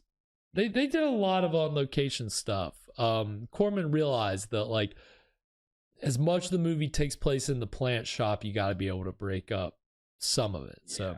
So it works out here. So we're gonna all be in the plant shop. Yeah, I can't all be in the flat. I mean, boring. Get out and Skid Row. That's exciting. There's never a dull moment. Never a dull moment. I mean, as they found out, I think we'll be able to tell, certainly. Plenty of atmosphere. Don't need a production designer for that. All right. Anything before we get into it, Evan? Let's do it. All right, we're going to get into the exciting middle of the Little Shop of Horrors right now. Oh no, I messed up. No.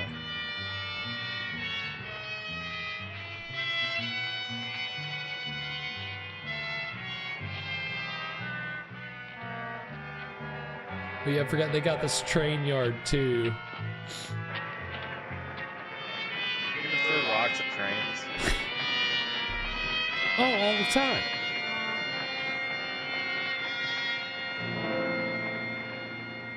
So they actually secured this train yard and the things that they use here with 2 bottles of scotch. That was how they convinced the people to let them use this. The Santa Fe station.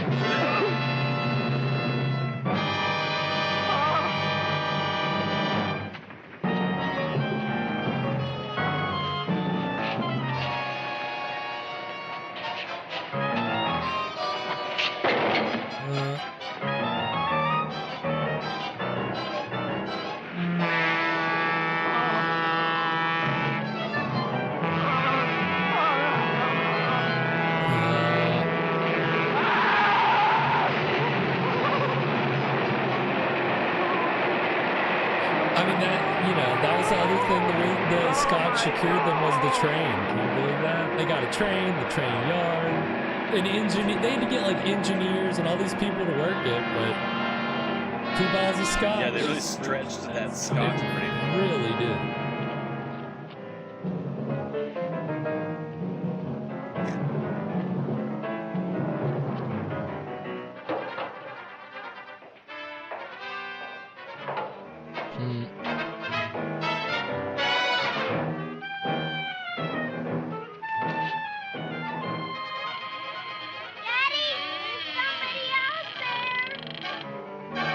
Creeped me out as a kid. Yeah, and just like that idea of like, oh shit, that little kid just saw somebody trying to throw away a dead body in his backyard. That's fucking terrifying.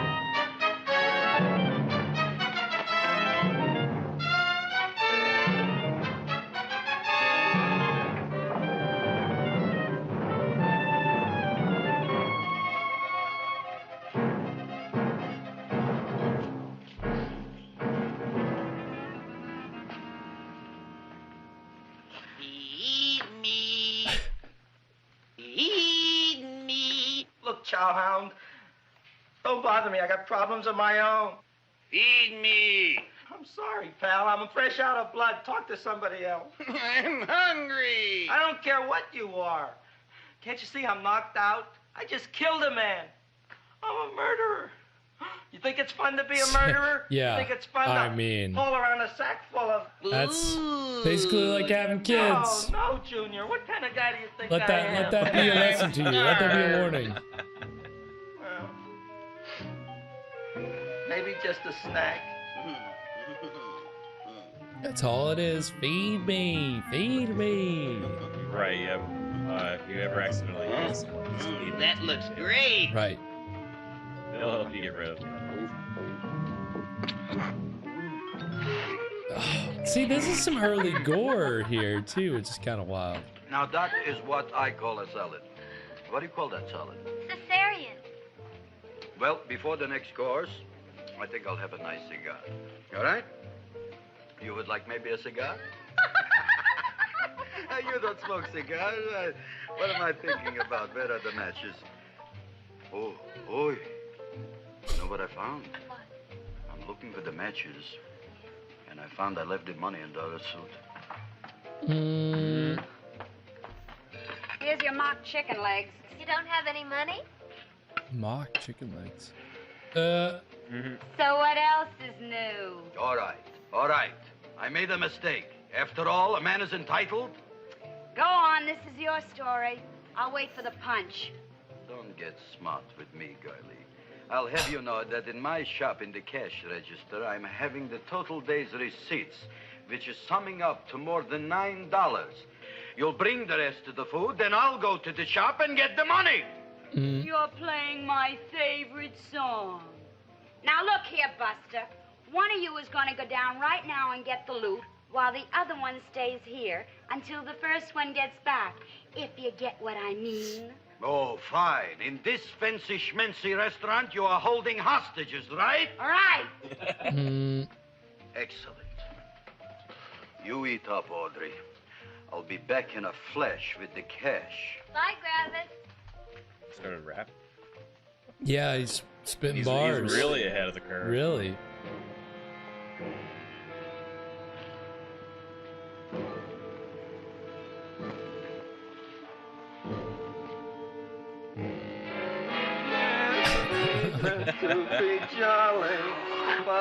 Hey, Christmas carols! Ah, I guess it was that time of year.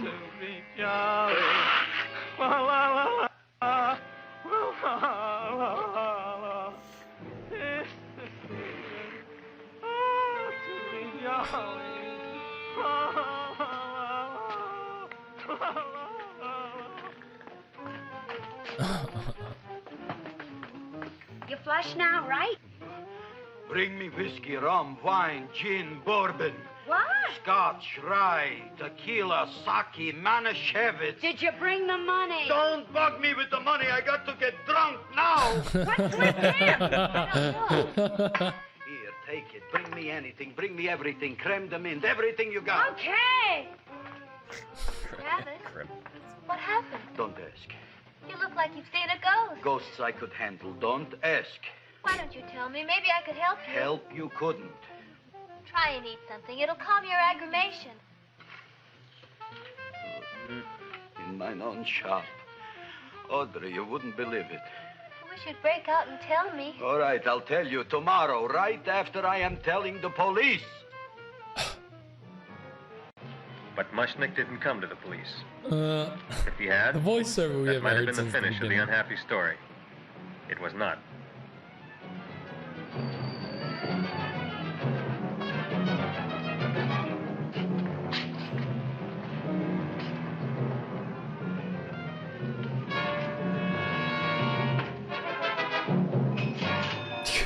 Oh my God. Hi, Gravis. $85 worth of business already, and we barely opened. What did I tell you? You wouldn't be interested in selling a half interest in this place, huh? Mr. Mushnick, we talked to the committee, and they said we could use your flour on the float. Hey, guess what? We're going to feature Audrey Jr. Right on top. Boy. Can't you just picture it? I can picture Oh, won't the people just eat it up? Eat up the people. And we're going to have the big part of it open, so she can sit in it. Who? The queen, with her crown and scepter. She'll be so cute. Oh, you could just eat her up. Eat up the girl. Oh, there's Seymour! Oh, Seymour! I got a toothache. Leave me alone. You. Come Oh, my here. jaw, I got a toothache. It hurts. Oh, let go of my jaw. Oh, my jaw. Oh. Now, Seymour, talk on me. I got a toothache. What do you want to talk about? That plant, is that a nice subject for to talk? The plant is great. It's 4 times bigger than it was yesterday. I saw. How come the plant is now so big? I don't know. But look at all them people out there. We only been open a half hour. We already done $70 worth of business. 85. Now look, Seymour. It's You got gave this Mr. plant Krabs fancy over name here. Audrey Jr., but I want to know right now, what do just people call it? Well, it's a cross between a butterworth and a Venus flytrap. Venus flytrap. And what are the habits of this Venus flytrap?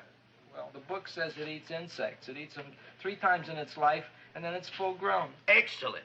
And how many times is this one eat? Well, once or twice. You don't remember? Well, this is kind of an unusual type flytrap. That is a possibility. It may never eat again. I don't see how it could get any bigger. Then you think it don't need any more flies? Yeah. This plant seems very efficient. Oh, Very my good at throat growing. Yeah, it is is. killing me. All right. Didn't take much. You run along to the dentist. I'll take care of things here. Thanks, boy. Would you get the dentist again? Gravis, we've We've got to order Oh yeah, more we do. flowers. Oh Tons of yeah, them. we do. Just you wait. I'm making lots of money. So, yeah, this dentist is some. If you hate going to the dentist, trigger warning.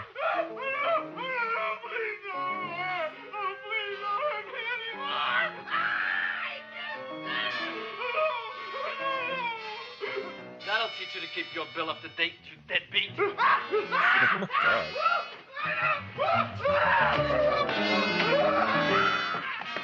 I think that was actually the Go screenwriter. and run. I'm glad I heard you. I'm glad. Seymour. Got a bad tooth, huh? No, I thought this was the men's room. Seymour, come back here, you bad dog. You get in there. So, you are the young man who ruined my gladiolas, huh? Sit down. Come on.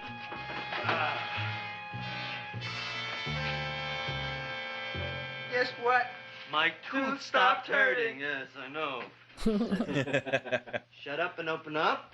Uh-huh.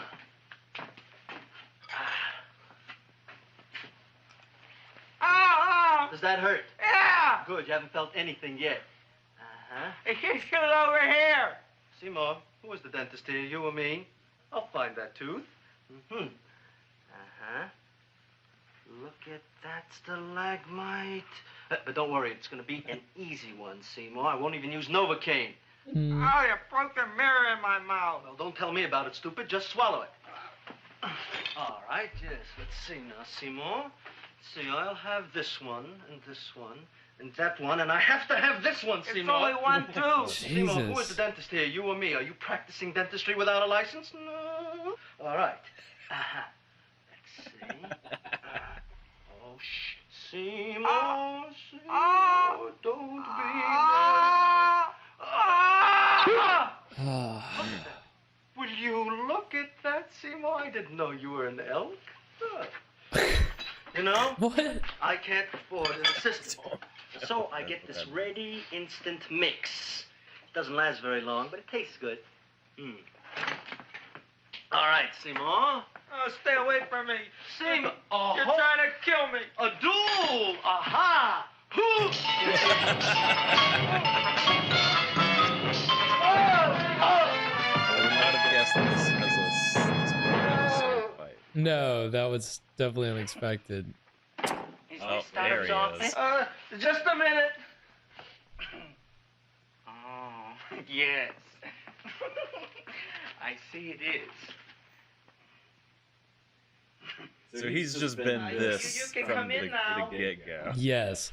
So he came into this being like, I got to do weird shit because apparently Roger didn't want My him. name is Wilbur Force. The role was written for a man of 40. Just And this is one of Wilbur Nicholson's Force. first My first roles. name He's is very Wilbur. young My here. last name is Force.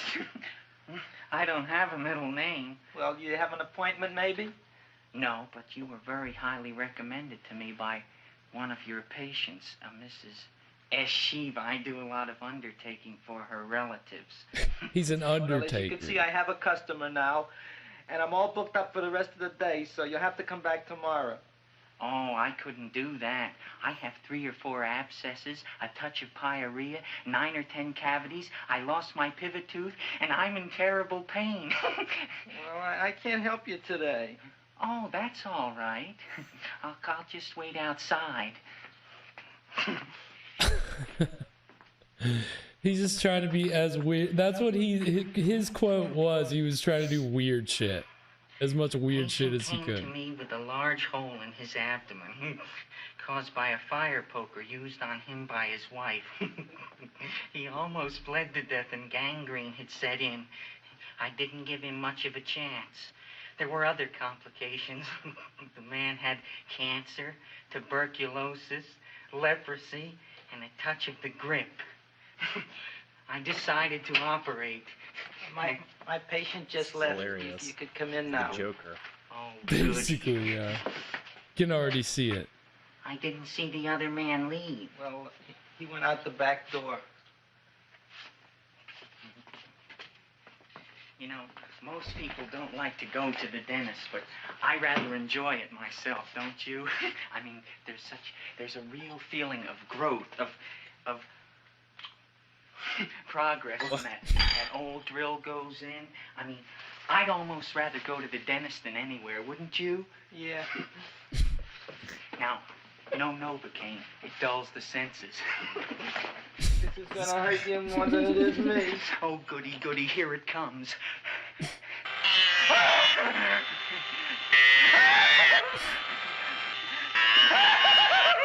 Oh, my God, don't stop now! Well, I made a lot of holes, and now I gotta fill it up with this here silver stuff. Well, aren't you gonna pull any? Well, Oh, go on. You know you want. Your mouth.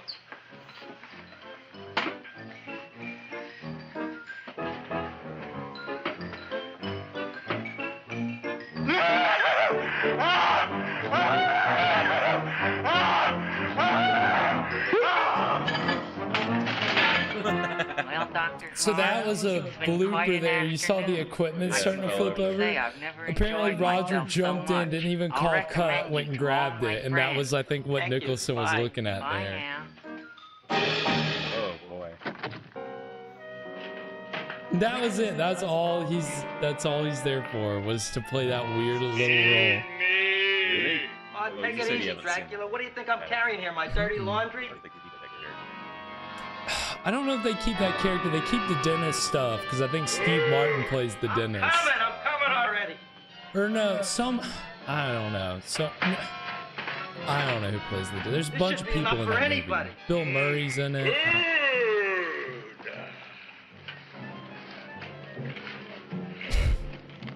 Well, goodbye, Dr. Farr. You may have been a crummy dentist, but you were a nice fella. I never meant to kill anybody in my whole life. I've killed 2 in the last 2 days. Well, but you asked for it coming after me with that knife and all. Fun voyage, Dr. Farr. You want anything else?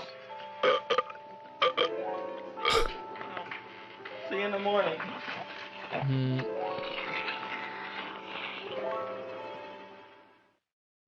Wow.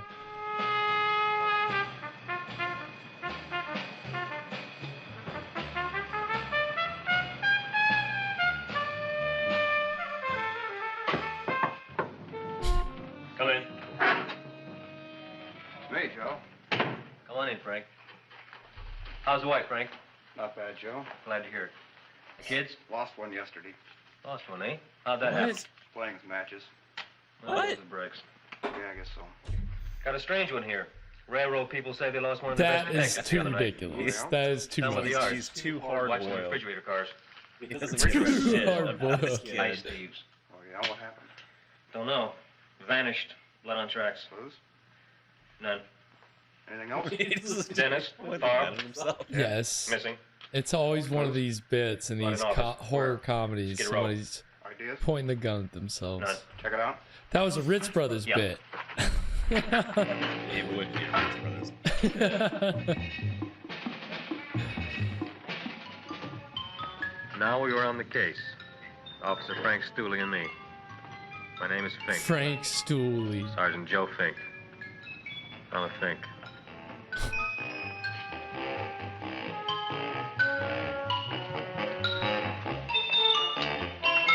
God, the damn plant's so fucking big. Yeah, I'd be terrified too.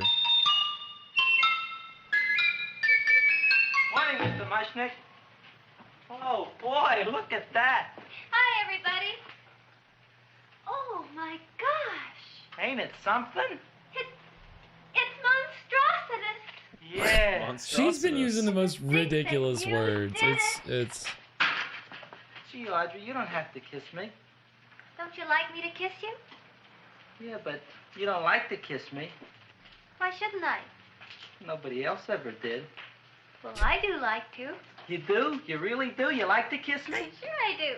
Would you like to kiss me again? Okay. That plan? Oh, boy, you kiss good, Audrey.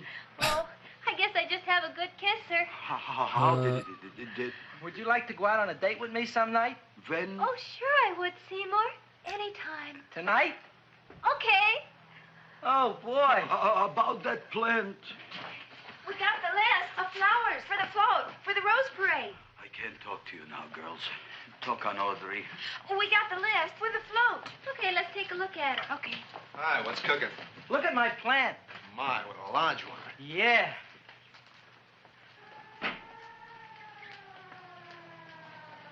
This guy just Hello, hangs out at Mr. the Shiver. forest every What's day. new?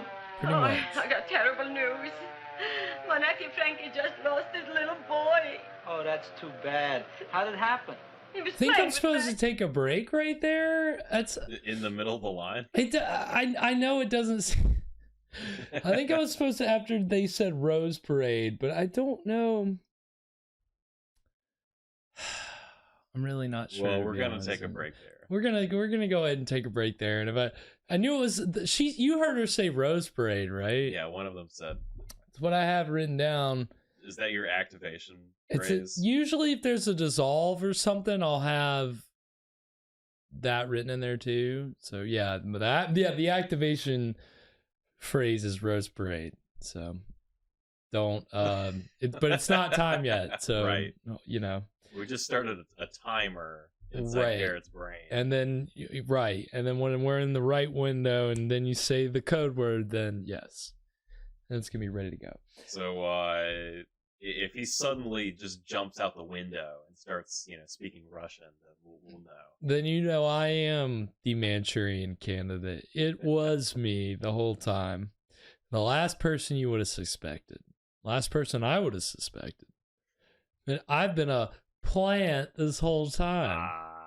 Leave it to me. Oh my god. Oh my god. Get out. Yeah, I've just been waiting to bust out these plant puns the whole I got a whole episode. list of them. I had them all queued up and just forgot until right now. God no, you could actually come up with a whole list of plant puns so far. This plant is definitely definitely a little out of hand. Getting out of hand at the very least. I don't know how they're gonna fit it on the float. Yeah, well, plenty of room for the queen to fit inside, and she may make a nice meal as well. So it's gonna work. I think it's gonna work out for everybody at the end of the day. Yeah, I mean, it's pretty ridiculous. Just the idea that, and Mushnick knows there's stakes to that idea that he knows, and yet he's like, well, I'm making money, so it's kind of like, lesser of two evils. What's, at the end of the day. Look, he's a hardworking small business owner. On Skid Row, just trying to get by, just doing what he can, and an opportunity like this doesn't come every day. That's for sure. He didn't kill anybody. No, not at all. He's not. Didn't kill anybody. He's the victim in all this. I mean, he's somewhat complicit. You can't say he's not complicit. He's definitely. He's an accessory to something, without a doubt. And yeah, I mean, the movie is just kind of. It's at this point, like, it starts out pretty like grounded, but it's so weird how they mix in the darkness with the ridiculousness, and how it's just kind of like it's jiving so well, and like it's all like just it's melding very, very well at this point. Because like when he's over here sticking hands and feet inside this plant, it's kind of like, oh my god, it's like. It's kind of intense, but then, everybody's making jokes and, just kind of rattling them off again, like airplanes. So it's kind of jarring just having like the juxtaposition. It is. It's really light and really dark at the same time. Yeah, it's strange. And again, like horror comedies, black comedies weren't really a thing at the time. And so it's funny the way that they balance it here, because I mean, I definitely think it's stronger than A Bucket of Blood, because A Bucket of Blood, the humor is just not quite as, again, broad. It's not just kind of going for all the jokes. It's not just throwing as many jokes as the wall as possible and seeing what I don't lands. remember there being quite as many jokes in Haunted Sea either. No, that's definitely more dry, more deadpan. I mean, there were jokes, but it was all more dry, kind of deadpan, more satire too, kind of at that time making fun of the Cold War and what was going on between the United States and Cuba. Here it's more, again, like there's slapstick, there's wordplay, there's it's not relying as much on trying to kind of make jokes about something that's going on at the time. It's not wrapped up in trying to kind of say something or it's just having fun. Something in particular from the period. It's just weird. It's just fucking weird. As we saw with the Jack Nicholson scene, it's all I mean, you get when you're Roger Corman and Nicholson starts doing that. I mean, you know what you're doing. So it feels like Jack Nicholson is making a cameo from the future. Yeah, it doesn't. It does almost, because it seems like something he would do at any. It's just him being weird. It's him being him. As a joke, hey, it's me, Jack Nicholson. You know me from being crazy and all these other things. And essentially, yeah, I mean, that was his motivation going into it, was I have to be crazy, I have to be wild.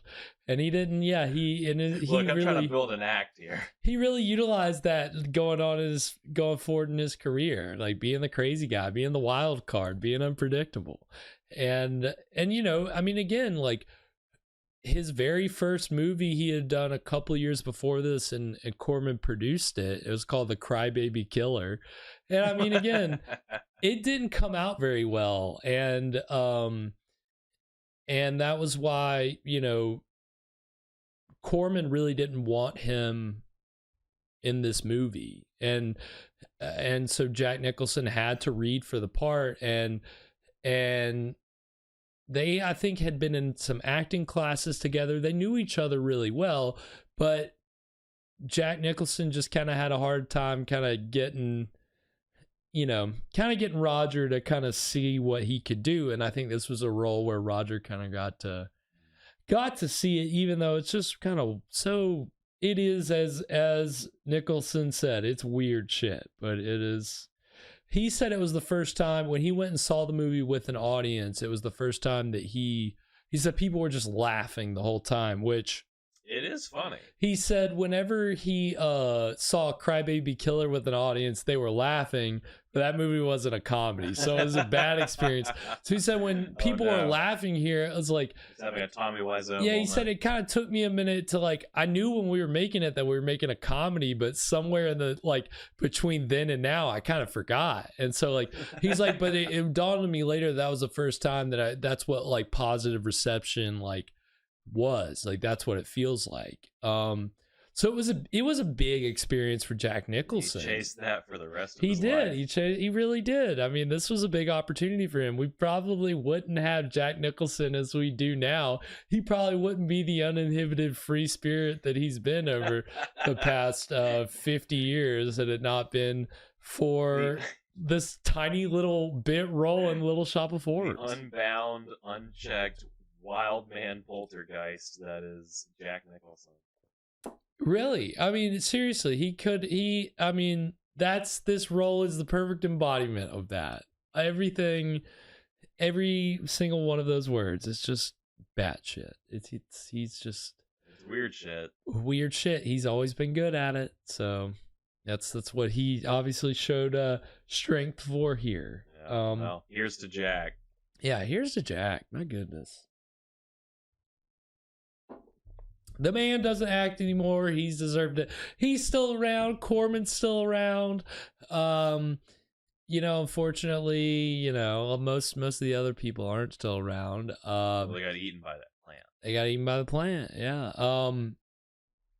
Yeah, the guy that plays Mushnick, Mel Wells, and the screenwriter Charles B. Griffith, both of these guys actually, again, they're the ones that made the Skid Row stuff. They kind of like directed it and produced it together. But both of these guys have passed on now, but they work together a lot. After this movie, they both moved to Europe and kind of became expats and helped do other movies in Europe. One of those we've seen on this show, The She-Beast. Like I said earlier, Mel Wells played the lecherous innkeeper in that. Charles B. Griffith, he directed Second Unit on that as well. Was Wells, was he American? Damn it, Cylon. Oh, wow. Get out. Get wrecked. Yeah, I believe, yeah, so Wells was American, but they knew, when they wrote this movie, they said that he was the only one that they had in mind for the role, and they kind of knew that he would be able to play this kind of character very well. Yeah, Cylon, I would think that that's a real thing. Yeah, I wouldn't click already, that. Bud. Yeah, that's kind of scary. Yeah. You were trying to make a joke, and instead you're directing people to God knows what. We don't know what Cylon. Yeah, look at my jowls. You're breaking Twitch's terms of use. Yeah, you better look out, Cylon. You better not get us in trouble. But yeah, I think Mel Wells was American, and so but Charles B. Griffith did all the remember that car chase scene at the end of She-Beast? That was Chuck Griffith. And I think he played one of the cops in that movie as well. So it's kind of weird that both of those guys were like, that's a British movie that was filmed in Italy. Like, it's so weird. And then you got these two American guys that were just in Europe at the time, so they were involved in it. But in the 70s, they would go on to work with Corman again in different movies. Corman stopped directing in the 70s. In 1970, I think he directed his last movie, and then decided he wanted to run his own studio. And no, we're not watching Ocean's 11, Cylon. That's this is kind of a heist of sorts. In a way, there's certainly you love this movie, Cylon. I know you've seen it before. I know you love it. You just haven't seen the Ocean's 11 musical. Show me an Ocean's 11 movie that has a killer plant. Yeah. A musical is just it's on the horizon. If the popular IP hasn't been adapted into a musical yet, then the movie that we're watching tonight, Cylon, if you don't know what it is, then get with the program. Or just hang out until after the break. Yes, hang out until after the break. We're getting to this break. Basically, Corman had his own studio, New World Pictures, and both these guys made movies that Corman's studio distributed. So the first trailer we're going to see is for a movie that Mel Wells directed, which Corman helped with some of the financing, and then in America, Corman's company distributed it. It's called Lady Frankenstein. I'm going to go ahead and warn you, there's a little bit of gore. It's a little blue. I censored it a little bit, but it's public domain, so we're gonna watch it at some point. But it's an Italian film, but Mel Wells directed it, and got Corman to help with the financing, and that was 1971. And I've seen it before. It's weird. It's an adult film. It's a lot of sex, a lot of gore. I shouldn't have been watching it when I watched it. But that's just maybe. How much of that went over your head as a kid? A lot of it. Too much. And then the second trailer that we're going to see is for a Charles B. Griffith movie that, again, like I said, in his later career, he knew he could go to Corman. So Corman gave him a Jaws ripoff to do. And I think it's filmed in the Philippines, but it takes place in Hawaii. And it's about some shark monster. Yes, Cylon. He's right. We've said that tonight. He likes sex and gore. We have. Evan did note that about Corman. It's definitely and again, that's the thing. The movies he produced, that was when he even though he moved on from directing, he's made sure to stress it for the studio movies, the movies that his studio was releasing. There's a quota. You better be checking them boxes. And so that's why even these trailers get a little saucy. So yes, Cylon, well, we need to get a plan together. We need to get some kind of game plan together. I've always wanted to do that. I want the Roger Corman playbook of going and filming a movie somewhere where you can basically take a vacation and work at the same time. Sign me up. Yeah, we're going to Tahiti. We're going to go to Tahiti and yes. Back on the Red Dead references that we had on the minisodes earlier this week. But yeah, so we're going to see these two trailers for some Roger Corman produced films from two of the people involved in tonight's movie. And then when we come back, we're gonna get into the exciting conclusion of Little Shop of Horrors. So stick around. We'll be right back. Imagine yourself on a dream vacation, sipping Mai Tais, surfing at Waikiki, basking in the warm Hawaiian sun, swimming in the tropical ocean. Your vacation is about to end.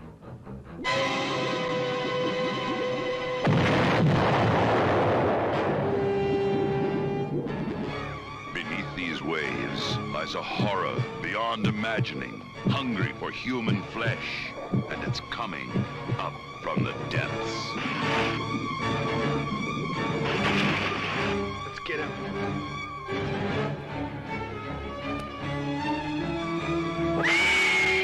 Run! Get out of its way if you can. A monster that rips and tears, hungry for flesh.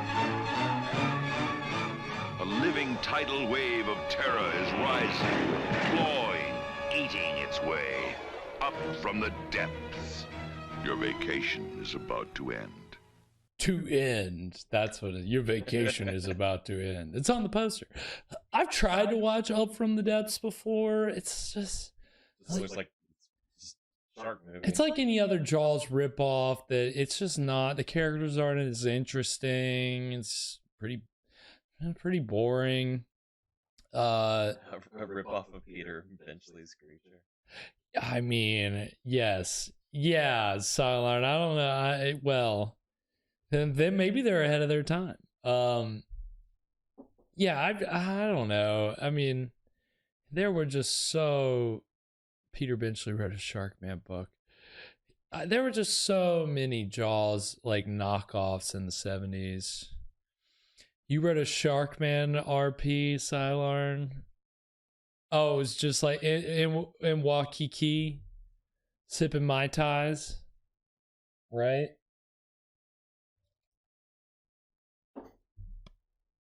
And oh, okay, good. Well, that's good. That's all's well that ends well. That's what we like to see these days. Fucking anti-Semites. Yeah. So, it's good to know that Roger Corman didn't forget the people that helped him, make these little movies. Still got opportunities, even later in their careers. I always love to see when the director keeps the same stable as moving through their career.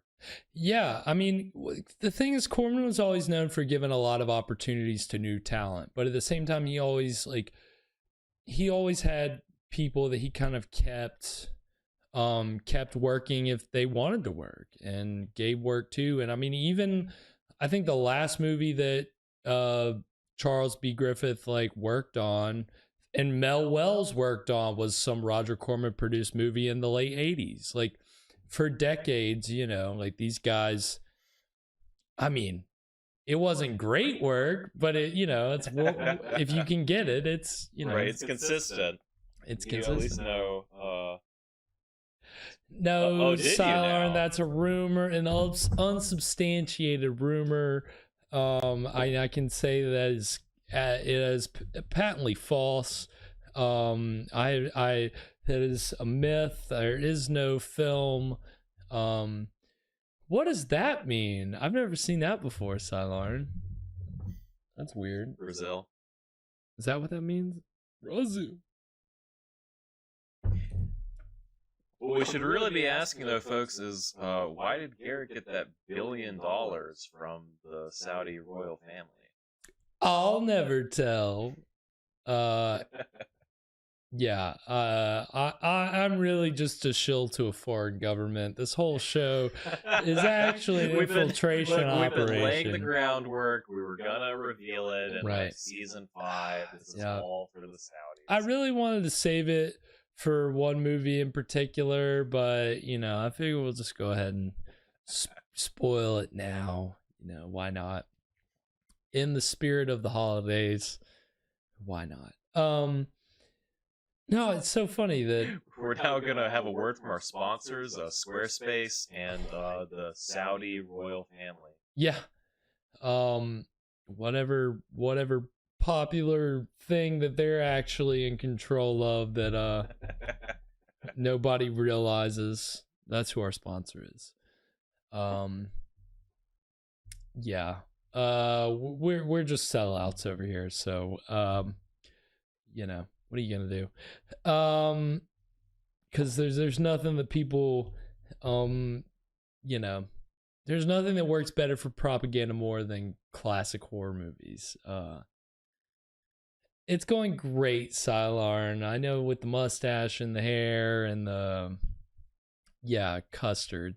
I appreciate that that's your go-to comparison. I'm not custard. It's a terrible comparison. Anything before we get into the exciting conclusion of The Little Shop of Horrors? I'm just wondering, can this plant get any bigger? That's a great question. I mean, you know that the more it eats, the more some kind of growth is bound to happen. Yeah, I feel like we're building towards something. Like this is gonna backfire somehow, but Right. I don't know how.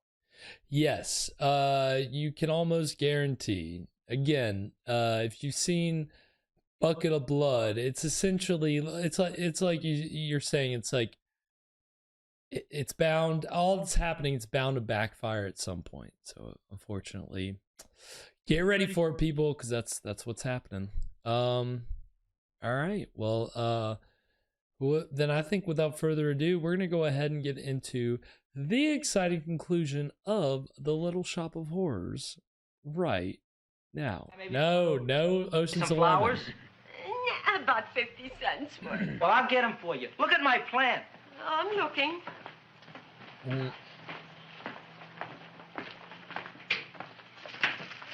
Your name Gravis Mushnick? Mushnick Gravis. That's my name.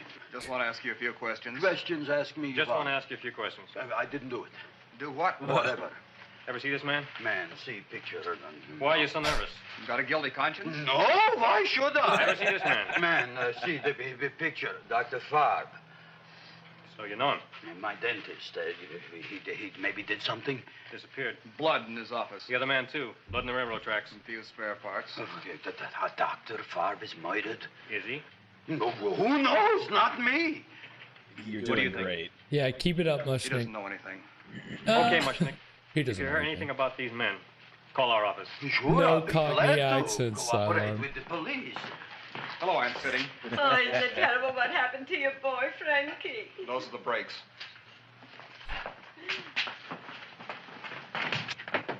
All right, Seymour. Now you tell me if that plant is finished all grown up. He's finished all growing up. You wouldn't kid your father? My father came home. Me, idiot! It's a finger of speech. Aw. Now look, I can't stand any more of that plant. It's growing me out of house and home.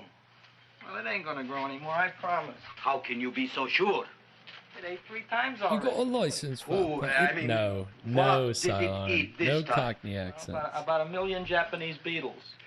So don't eat no more. It's full. Gravis! There's a lady from some kind of a commitment outside. I think it's important. Excellent. By the by, I understand you want to take Audrey out on a date tonight. That's very good with me, because I am staying to keep an eye on that Meshuggah plant.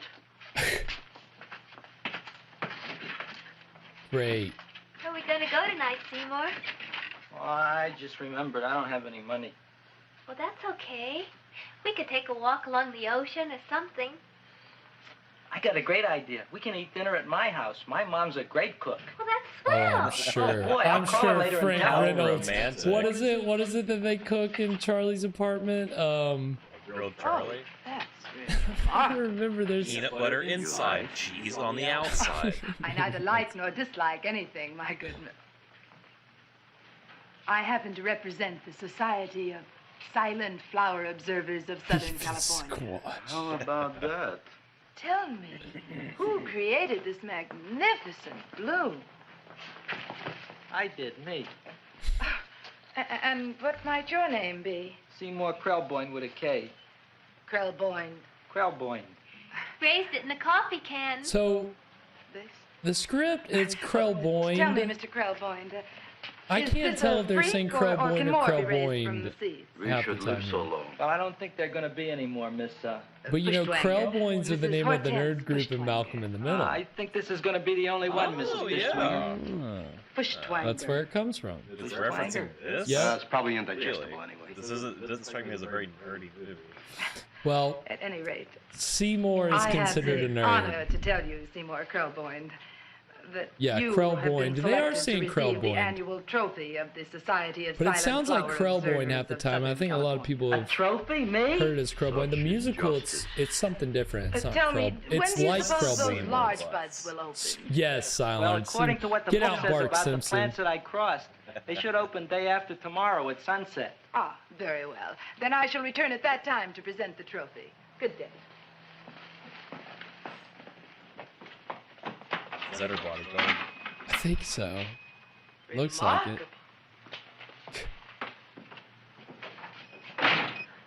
Oh, boy, I'm going to get a trophy. Oh, Seymour, I'm so proud of you. Oh, a real trophy. Audrey Jr. We can put it on the float. In the Rose Parade. This was where I was supposed to take the break. Oh no! Oh, blasted. Don't look at me. I'm a It's terrible all sight. right. I'm a complete They seahead. said it more than He once. always says that. Oh, well, it's true. I haven't been feeling very well lately.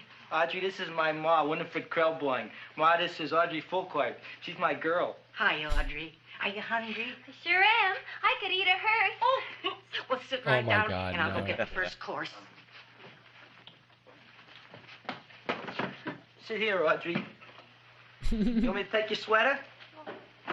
Yeah. This man is speed running this date. Yeah, pretty. Yeah. Very anxious. Never mind that. Well, now try this. Oh no. Oh hell yeah! I was Let's gonna- get turned for dinner. I was gonna joke that she was gonna bring back booze. It tastes like cough syrup. Dr. Flynn's cough syrup. Great. A toast? To Audrey Jr. No, to Audrey Sr.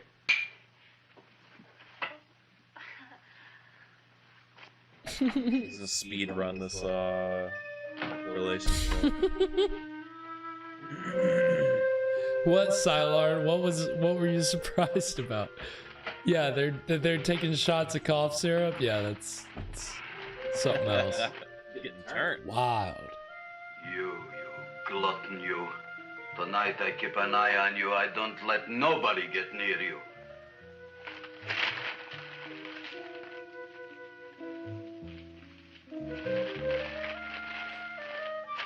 Like any good steakout, we need food. Gotta have food. I don't touch it till I get the flavoring. Gee, Audrey, you sure look good by candlelight. Oh, do I really, Seymour? Yeah. Here you are. Oh my gosh. Sure smells different. It's different. It's It's different. oil, isn't it? Cod liver oil. Oh. And that's sulfur powder on top. Sulfur powder? Jesus Christ, what are these people putting in their bodies? This is a family of goblins. Feed me. I'm hungry. So, you know, the effects here, man, it's not great, but I will say it is better than Haunted Sea. Yeah, it's not tennis balls and Brillo pads. Yeah, they're using like monofilaments. I heard it. Sheets of film. Right. The production designer was Corman's regular production designer here, and he was pretty good, Daniel Haller. Hungry. And that a fine kettle of fish. Who would you like to have tonight? You look fat enough. We not only got a talking plant, we got one that makes with smart cracks. He's an American. The Slav is an American actor named Mel Wells. Sideline. Not from Gravis Mushnik. Slav. I'm starved. Excellent. You would unpopulate the old Skid Row. Well, you can forget about it. You wouldn't get fed from Gravis Mushnik tonight. Good night. You'll get yours. God dang, we're playing as ruthless. Yeah, it's Yakov. Kind of like this chow mein. In Soviet Russia, a plant It's eats because you. it's made of Chinese herbs and it's flavored with acromycin and Epsom salts. There ain't another cook in the whole world like my ma. That's what your old man said before the louse ran out on me. You know, if you're going to be married, you got to be a good cook. Well, maybe you could teach me. You think Don't we'll take get married? lessons from this woman. Please He do hasn't not. asked me yet. Poison Who hasn't? everybody. Seymour. Seymour's too young to get married. Look here, a boy's got to go out and play around a little bit. She's just a female Frank Reynolds, Sidearm. We established this before you hopped on. No, We said earlier Seymour. that You promised you Seymour wouldn't and get his mother married have until a you bought me an iron lung. kind of vibe. You've been breathing for years, Even Ma. this Well, it ain't room easy. looks like their It apartment. ain't easy, son.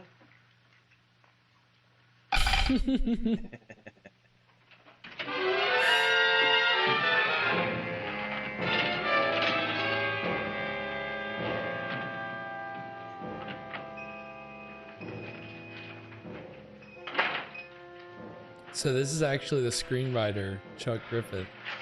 Nobody here. Black Cat, 13th John, Friday the 13th is stupid superstition. Yep. All right, you. Come out of there. Don't shoot, mister. This guy isn't I'm an old actor. and He's sick. just a I wouldn't hurt screenwriter. even a fly. But yeah, Come out in the light. I can see yeah, he acted in bit roles a couple times, but mostly Please don't screenwriter. shoot. Please. No, I'm he only didn't grounded. disappear. You wouldn't want to kill me. Where would you hide the body? Don't worry, I'm not going to shoot you. Not unless you try something. Try something? I never tried anything in my life. I wouldn't try anything now. You want my money? Take it. You want I should go out and steal you some more? That's all right, too. I'll do it. Thank you very much. I like your brand of hospitality. You'll excuse it isn't more. I'm only a poor florist. Yeah. We got about $30 here. Come on now. Where's the rest of it? I was in here this afternoon. I saw about 30,000 people in here. They must have spent some money. Where is it? There ain't no more money. They came in to look on the plant. It's a big attraction. Audrey Jr. The plant. Don't try to snow me, Jim. 30,000 squares didn't come in here just to look for a plant. I want it. I don't got no more money, honest. Believe me. Okay, let's try this. 1, 2, 3, 4. No, I ain't got no more money, honest. All right, try it the other way Yeah, around. 30,000. 5, 4, 3, 2. All right, already. Okay, Big Bad, where? In the plant. In the plant. The big plant, Audrey Jr. Inside the big leaf. That's right, Hmm. inside. How do you get it open? Just knock.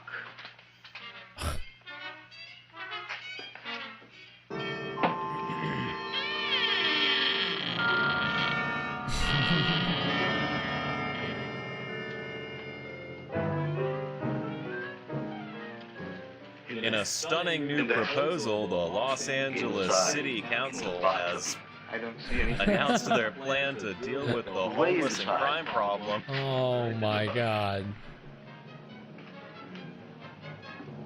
They've set up a giant man-eating plant on Skid Row.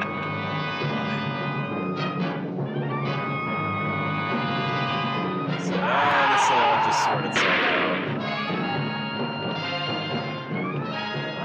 Boy, what I did. I don't care what you got at the date with Audrey tonight. I am no more sitting up with that no-good Nick plant. But gee, Mr. Mushnick, you don't have to sit up with it anymore. It's all grown up now. Excellent, smart guy. How do you know it don't be hungry no more? Well, because... Tonight you are staying. Then tomorrow they're coming and they're going to give you a trophy, and then after that we are getting rid once and for all for that plant. Getting rid of it? Why? Don't ask why. Why? The end. Into the garbage can. Aloha. Oy. Yes, Mrs. Shiva. Oh, Seymour, you wonderful plant. Oh, that's all right, Audrey. I'll grow other plants, even more wonderful ones. I know you will. Did you figure out what we're doing tonight? Yeah, we're going to a place full of beautiful flowers.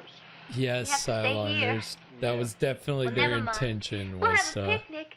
It'll be just like going to the Yeah. country. Oh, boy. kind of play that up. Azaleas for the arbor and the 9,000 yellow mums for the This border. actor does and get the cast roses as, for the front and the back. No, around the back. various ethnic types, doesn't What do it? you mean Right, you're going yeah. to a picnic at night with that full court Yeah, girl? again, You like yeah. Audrey, Mom? When he played She's out the after your money.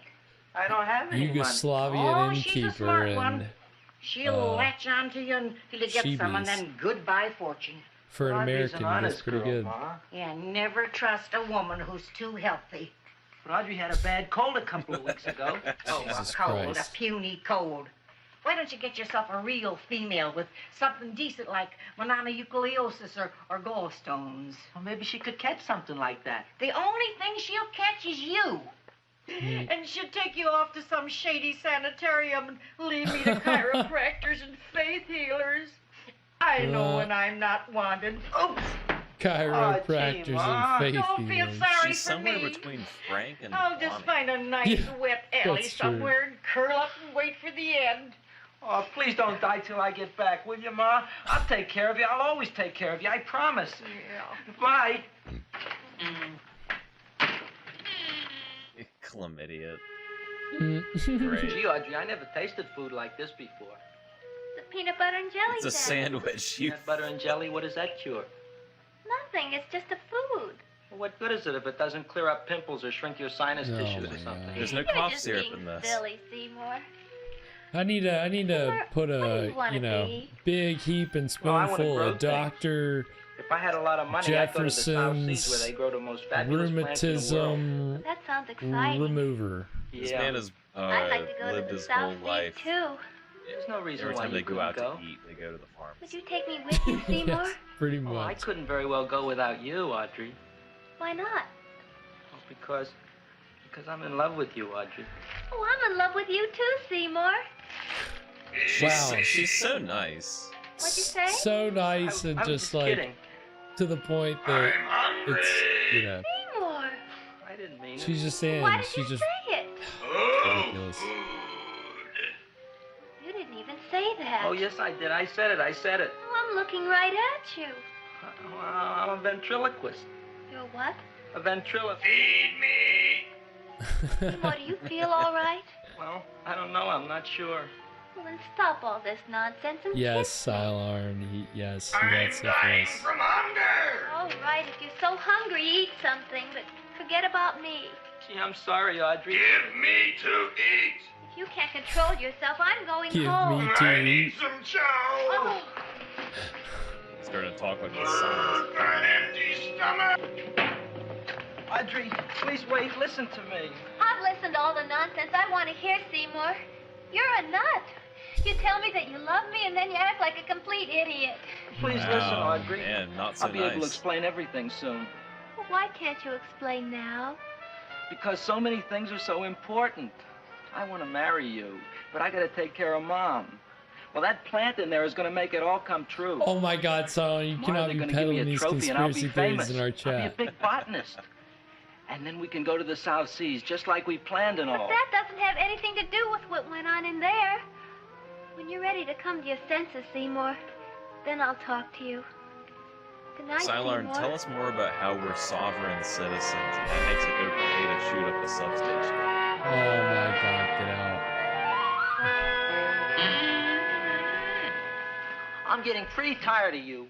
I need food. I don't care what you need. Look what you done to me. You not only made a butcher out of me, but you drove my girl away. Shut up and bring on the food. Don't tell me to That's shut what up. I'm You saying. shut up. Who raised you from a bunch of little seeds? Who fed you all them high-class fertilizers and sat up all night with you when you were sick? Nobody else would have done that for you. Do you think anybody else would have brought you human beings to eat? You're darn right they wouldn't.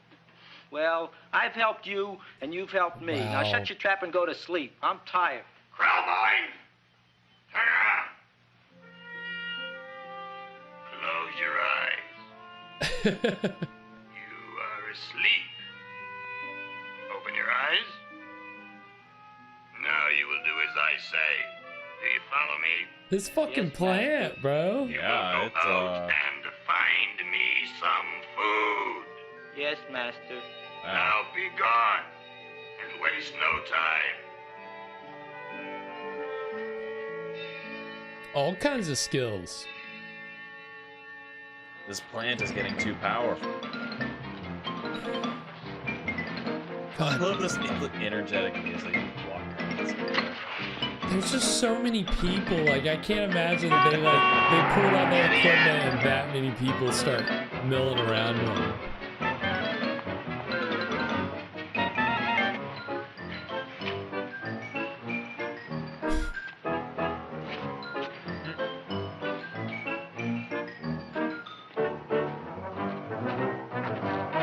It's like a Looney Tune. Yeah. It's pretty over the top.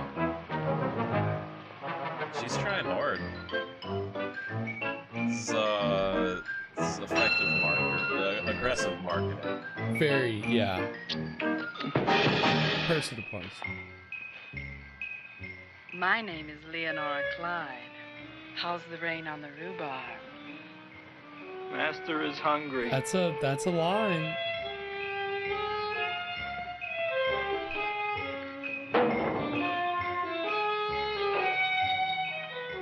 Well, hello there. She's just everywhere.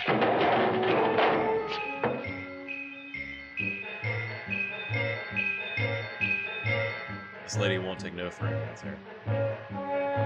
She really won't. What do I have to say to put you and me tonight?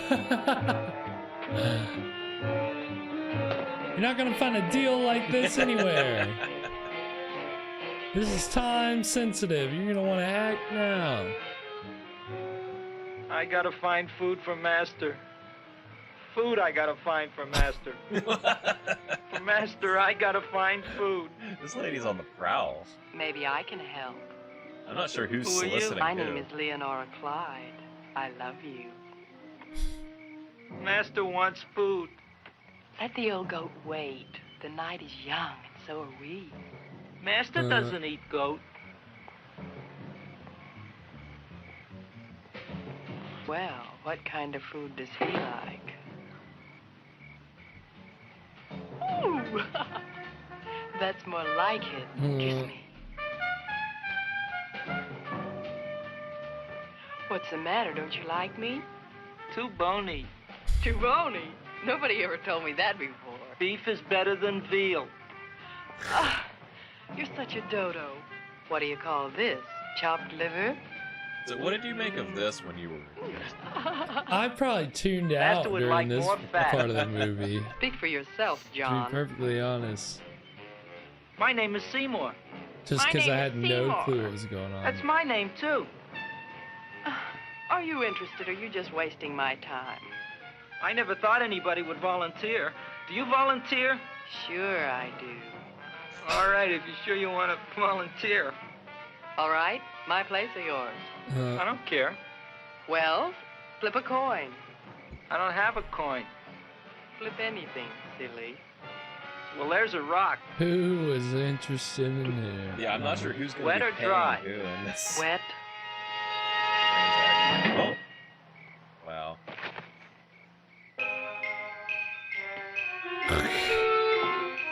Yep, that's right, Sideline. Was that a sneeze? Bless you. Yeah, there we go. That's a we would have the real. killer. That was a real. Not that we had any more clues than before, but we had to tell the chief something. I had that feeling in my bones that the mystery was drawing to its climax, and I was determined to be on hand. All right, out. Nobody is in. Today we have a special occasion for Seymour Krelboyne, which has invented the big plan. So I want everybody should please stay out of the way. We want Seymour! We want Seymour! We want Seymour!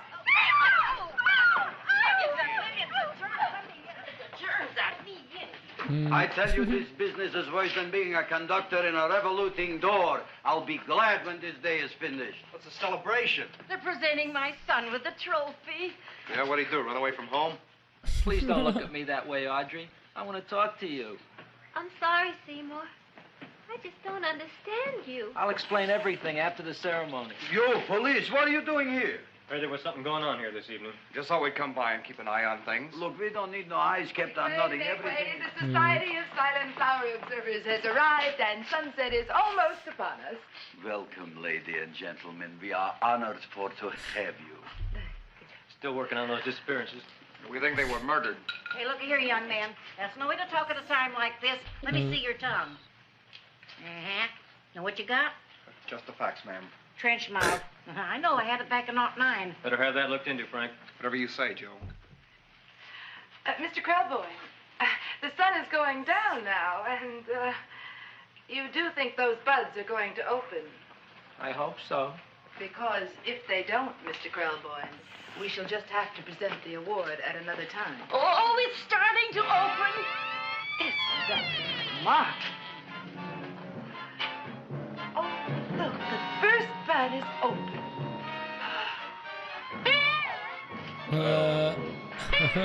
Isn't that the railroad cop? Look at the rest.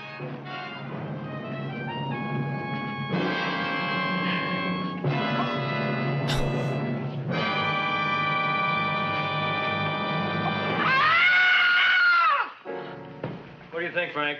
They're all there, Joe. Yes, you're right. Mr. Krelboyne, how do you explain this? I didn't mean it. I didn't All right. That's okay. right, officer. He didn't mean to kill them. Mr. Plant, you are under arrest. Looks like they're getting away, Joe. Yes, you're right. Let's catch him. Right. I love how this guy's just not moving at all. Oh, now the float will be perfect. Yeah. These girls are whack. Where's that flower eater when you need it? Seriously, get to work, guy. You gotta get rid of the evidence. Help Seymour out. Yeah, see, Silent, we were talking earlier. What's Mushnick's culpability in all this? Right. He certainly didn't help. Oh my God, that was too ridiculous.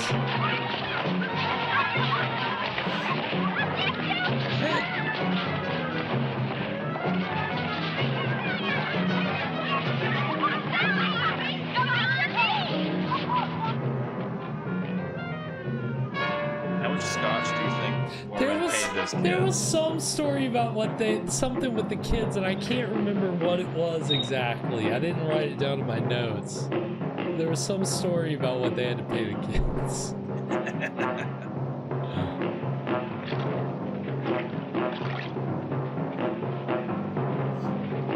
Yeah, Sideline, this is the LAPD we're talking about. He would have already been shot.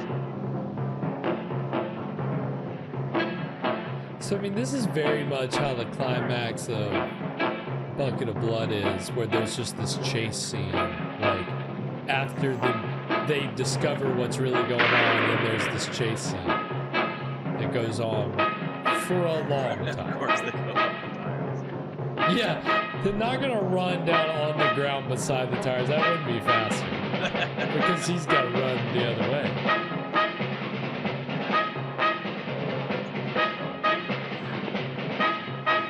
This is not P1000 time, so.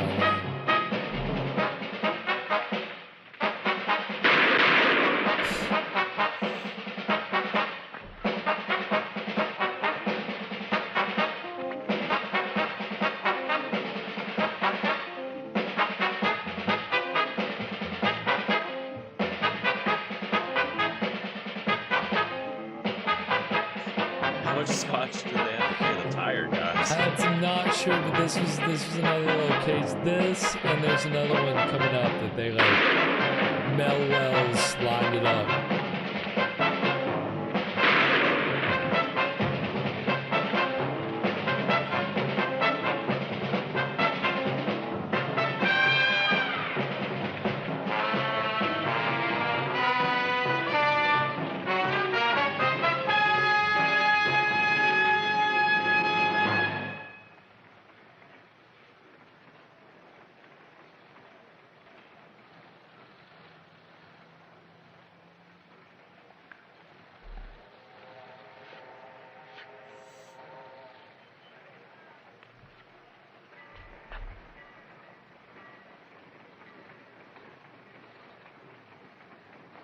You wouldn't find him here with the toilets.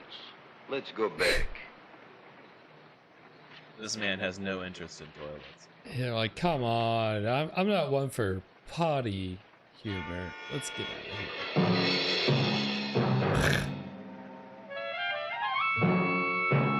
Seymour subsists on a diet of cough syrup. Right. He doesn't shit. You dirty rat plant, you messed up my whole life.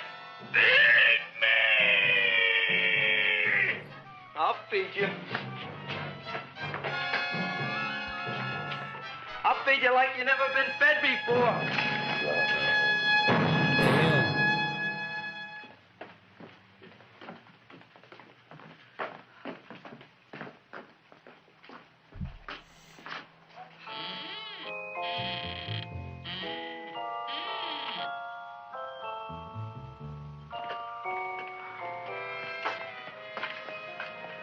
Better to give up, gentlemen. You wouldn't find him tonight. Look, the door's open, Frank. Oh.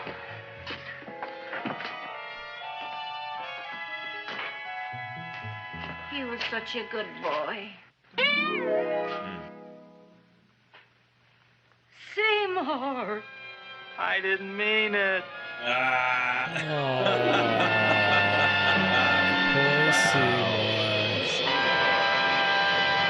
So sad, man. Yeah. All right. That was the Little Shop of Horrors. And it's, yeah, I mean, you got to feel bad for Seymour. He's it's different from the guy in Bucket of Blood. Like, Seymour is not, you know, he a lot of the murders are kind of on accident, or again, in that one case, he was even under the hypnotic control of the plant. Like, he's not totally psycho. Yeah, you know, he's kind of hapless. He's hapless. Yeah, it is a rhino. Even he is 100% bumbling. I mean, that's what he was from the very beginning. He's bumbling around, and then when he has a homicidal plant in the mix, it's, you know, really know how to you know, actually handle that, but he does what he can until it takes him to the end of the road, unfortunately. But you gotta, and I always felt bad for Seymour, you know. I mean, I don't feel like it's, you know, totally his fault. It's, you know, it's kind of a victim of circumstance, unfortunately. yeah, not probably not the best plan if he was trying to kill the plant, though. No. Yeah, it would be like at the end of Jaws if the guy's like, taste this, you son of a bitch, or whatever, and he jumps into the shark's mouth and just gets eaten.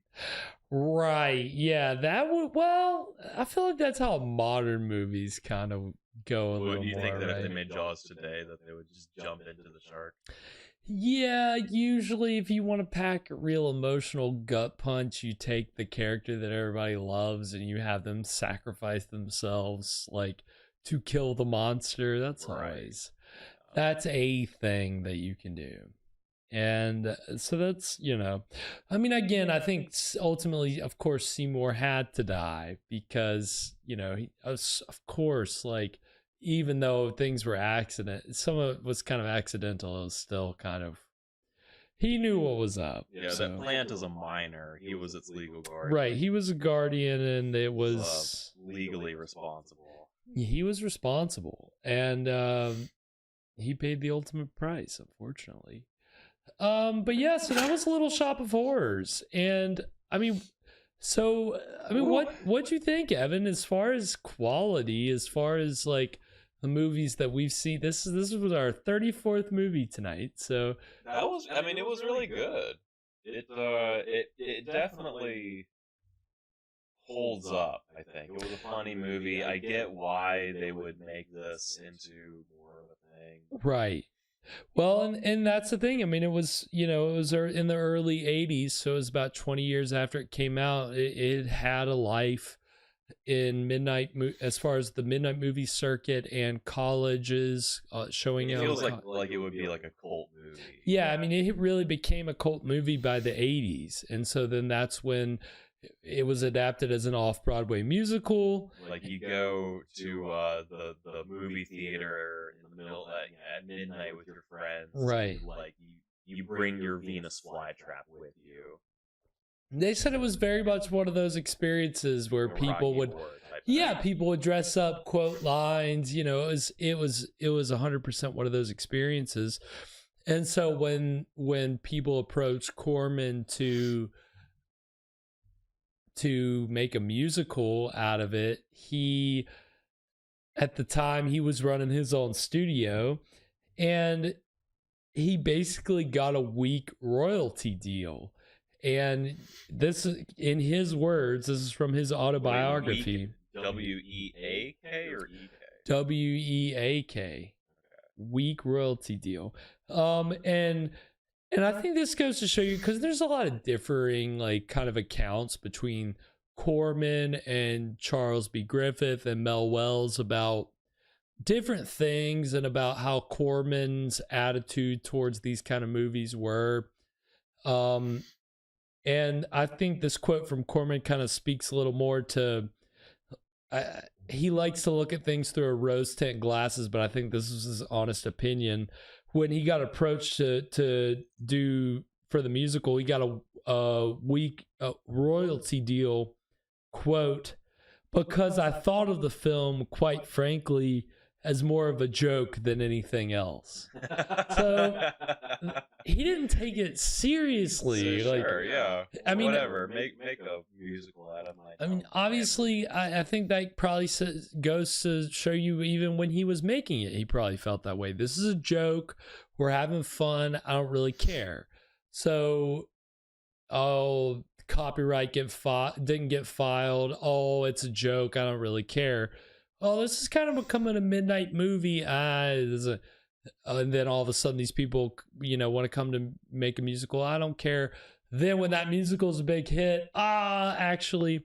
So when the time came to make the movie of the musical, then he was able to renegotiate for like a bigger deal. And Chuck Griffith got a deal too. And so that was like a thing that helped out Chuck Griffith later in his life, was like he got like part of a royalty agreement from the adaptation. So it was kind of a...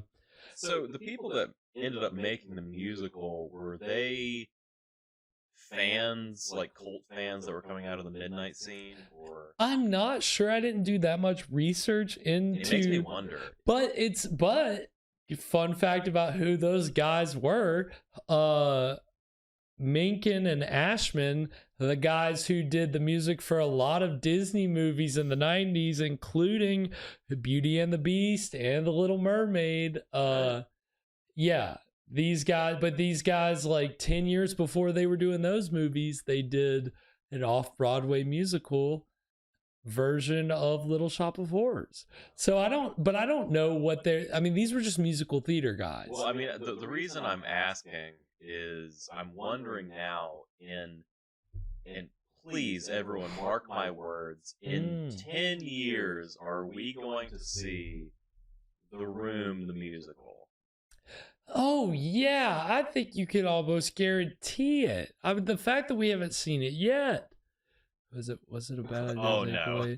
Oh no. Silent, we're not getting into that discourse here. I don't even know where that came from. We'll save that for later. Yeah, we're gonna save that for the minisodes. That discourse is best saved for the minisodes. Sorry, Poland, you're gonna have to take one for the team. Kanye. Jesus Christ. But yeah, it's God damn it. I can't remember what you just made a very good point before that. I can't remember. The Room, the musical. Oh God, yes, it's Look gonna for it happen. in theaters 10 years. Seriously. When did The Room come out? Was that in the aughts? Yeah, or 2002, Oh, 1, geez. 2, very early. Okay, 4, 3, 4. That's earlier than I thought. Well, 20 years from that, then look for it next year. Yeah, coming next year, The Room, the musical, off Broadway, written by Evan Sink. Yeah, we got to get on this. We really do. We'll get on it. Don't worry. We'll contact Tommy Wiseau and we'll get it all. I mean, he's notoriously difficult, but we'll get it all worked out. We'll make him look good. He likes that. Yes, as long as we make him look good, yeah, he'll love it. But yeah, so and one last little fact about the Little Shop of Horrors that I found interesting. So one of the things that Corman did at this time after he made a movie, he had his staff of people.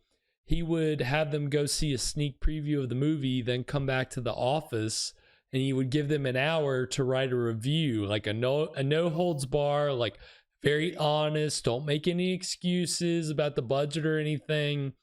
Just like any critic, write a review about the movie, and then we're gonna sit down, and we're gonna talk about them. And that was like a practice for all of his movies. And that was something they did here, was they all sat down and they reviewed the movie, and they all like gave it like pretty good reviews. They were all really, pretty happy with how it turned out.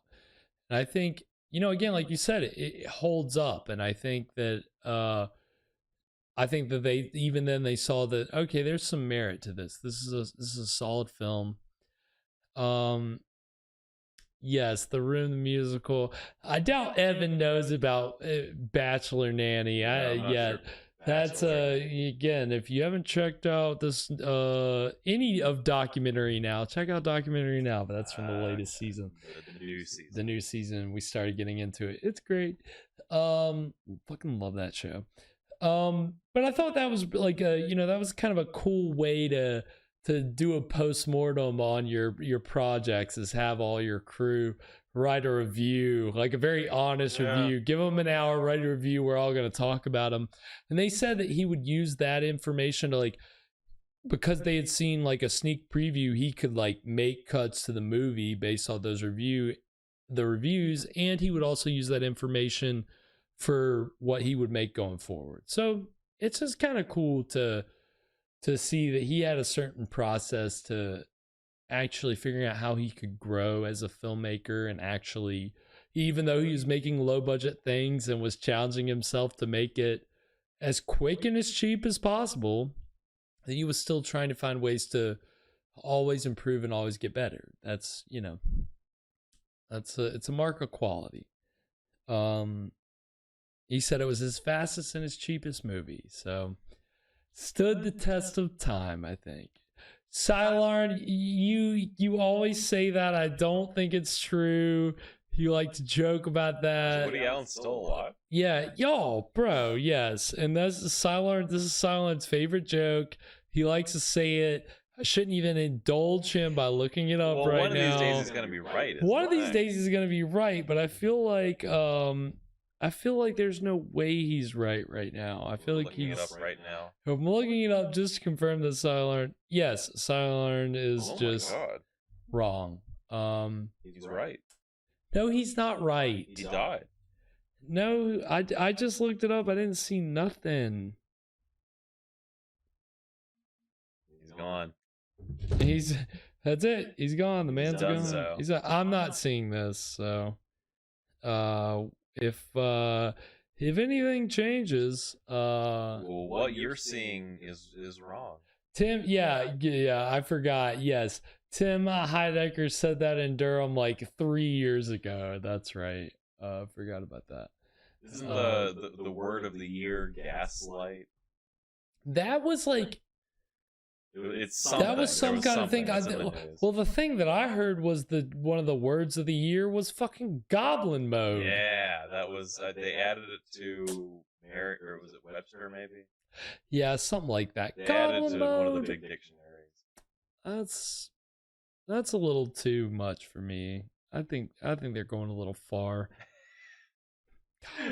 Look, I think Merriam-Webster's really, they've jumped the shark. He really They've has. lost the Come plot. on, Goblin. I mean, you might as well just call yourself Urban Dictionary. You might as well buy them out and just use their name, because that's, I'm sure Goblin Mode's been on there for like 10 years now. Goblin Mode is nothing to be proud about, ladies. No, like that's the thing. No one's ever been proud to go. They're saying that like it's the hot new term. I feel like, what was that popular like 4 years ago? To say Goblin Mode. I haven't heard anybody say it recently. I don't think I've ever heard anyone say it before tonight, but I mean, I feel like it's old. I just don't. You think Merriam-Webster is like behind on the meme game? For sure, without a doubt, they are. They're way behind. Good God, get with it, Merriam-Webster. Jeez, this is our Bash Merriam-Webster hour. Welcome to Meme Stream. Getting them. Yes, Silent. It was bound to. Yes, of course. It goes without saying, but of course you would have to say it. Yeah, they should have put that in the dictionary. They should have. That's what, again, Urban Dictionary, might as well. Well, that was Little Shop of Horrors. I hope you guys enjoyed it. We certainly did. I did. I haven't watched it in a long time, so that was a lot of fun for me. I really did enjoy that. From here on, I mean, the Roger Corman movies that we're gonna get are not as high profile. They're gonna be interesting, but that was definitely thanks, Sylarn. Yes, that's all microphones do. Kind of a chode, though. Yes, isn't it? That's something to investigate about the inventor of the microphone, isn't it? But yeah, so it's a pretty solid movie, but the Roger Corman movies we get from here on out probably be kind of hit or miss. But do we have any more Corman coming this season? No, not this season. I mean, as long as I can find Corman movies in the public domain, I'll at least try to do one a season. If they fit it, as far as the horror label or close to it. What are we watching next week?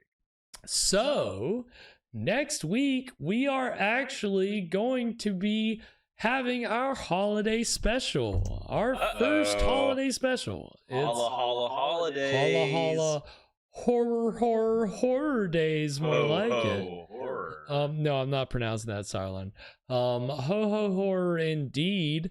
It's gonna be a real merry Axmas, because we're getting a slasher movie from the early 70s entitled Silent Night, Bloody Night.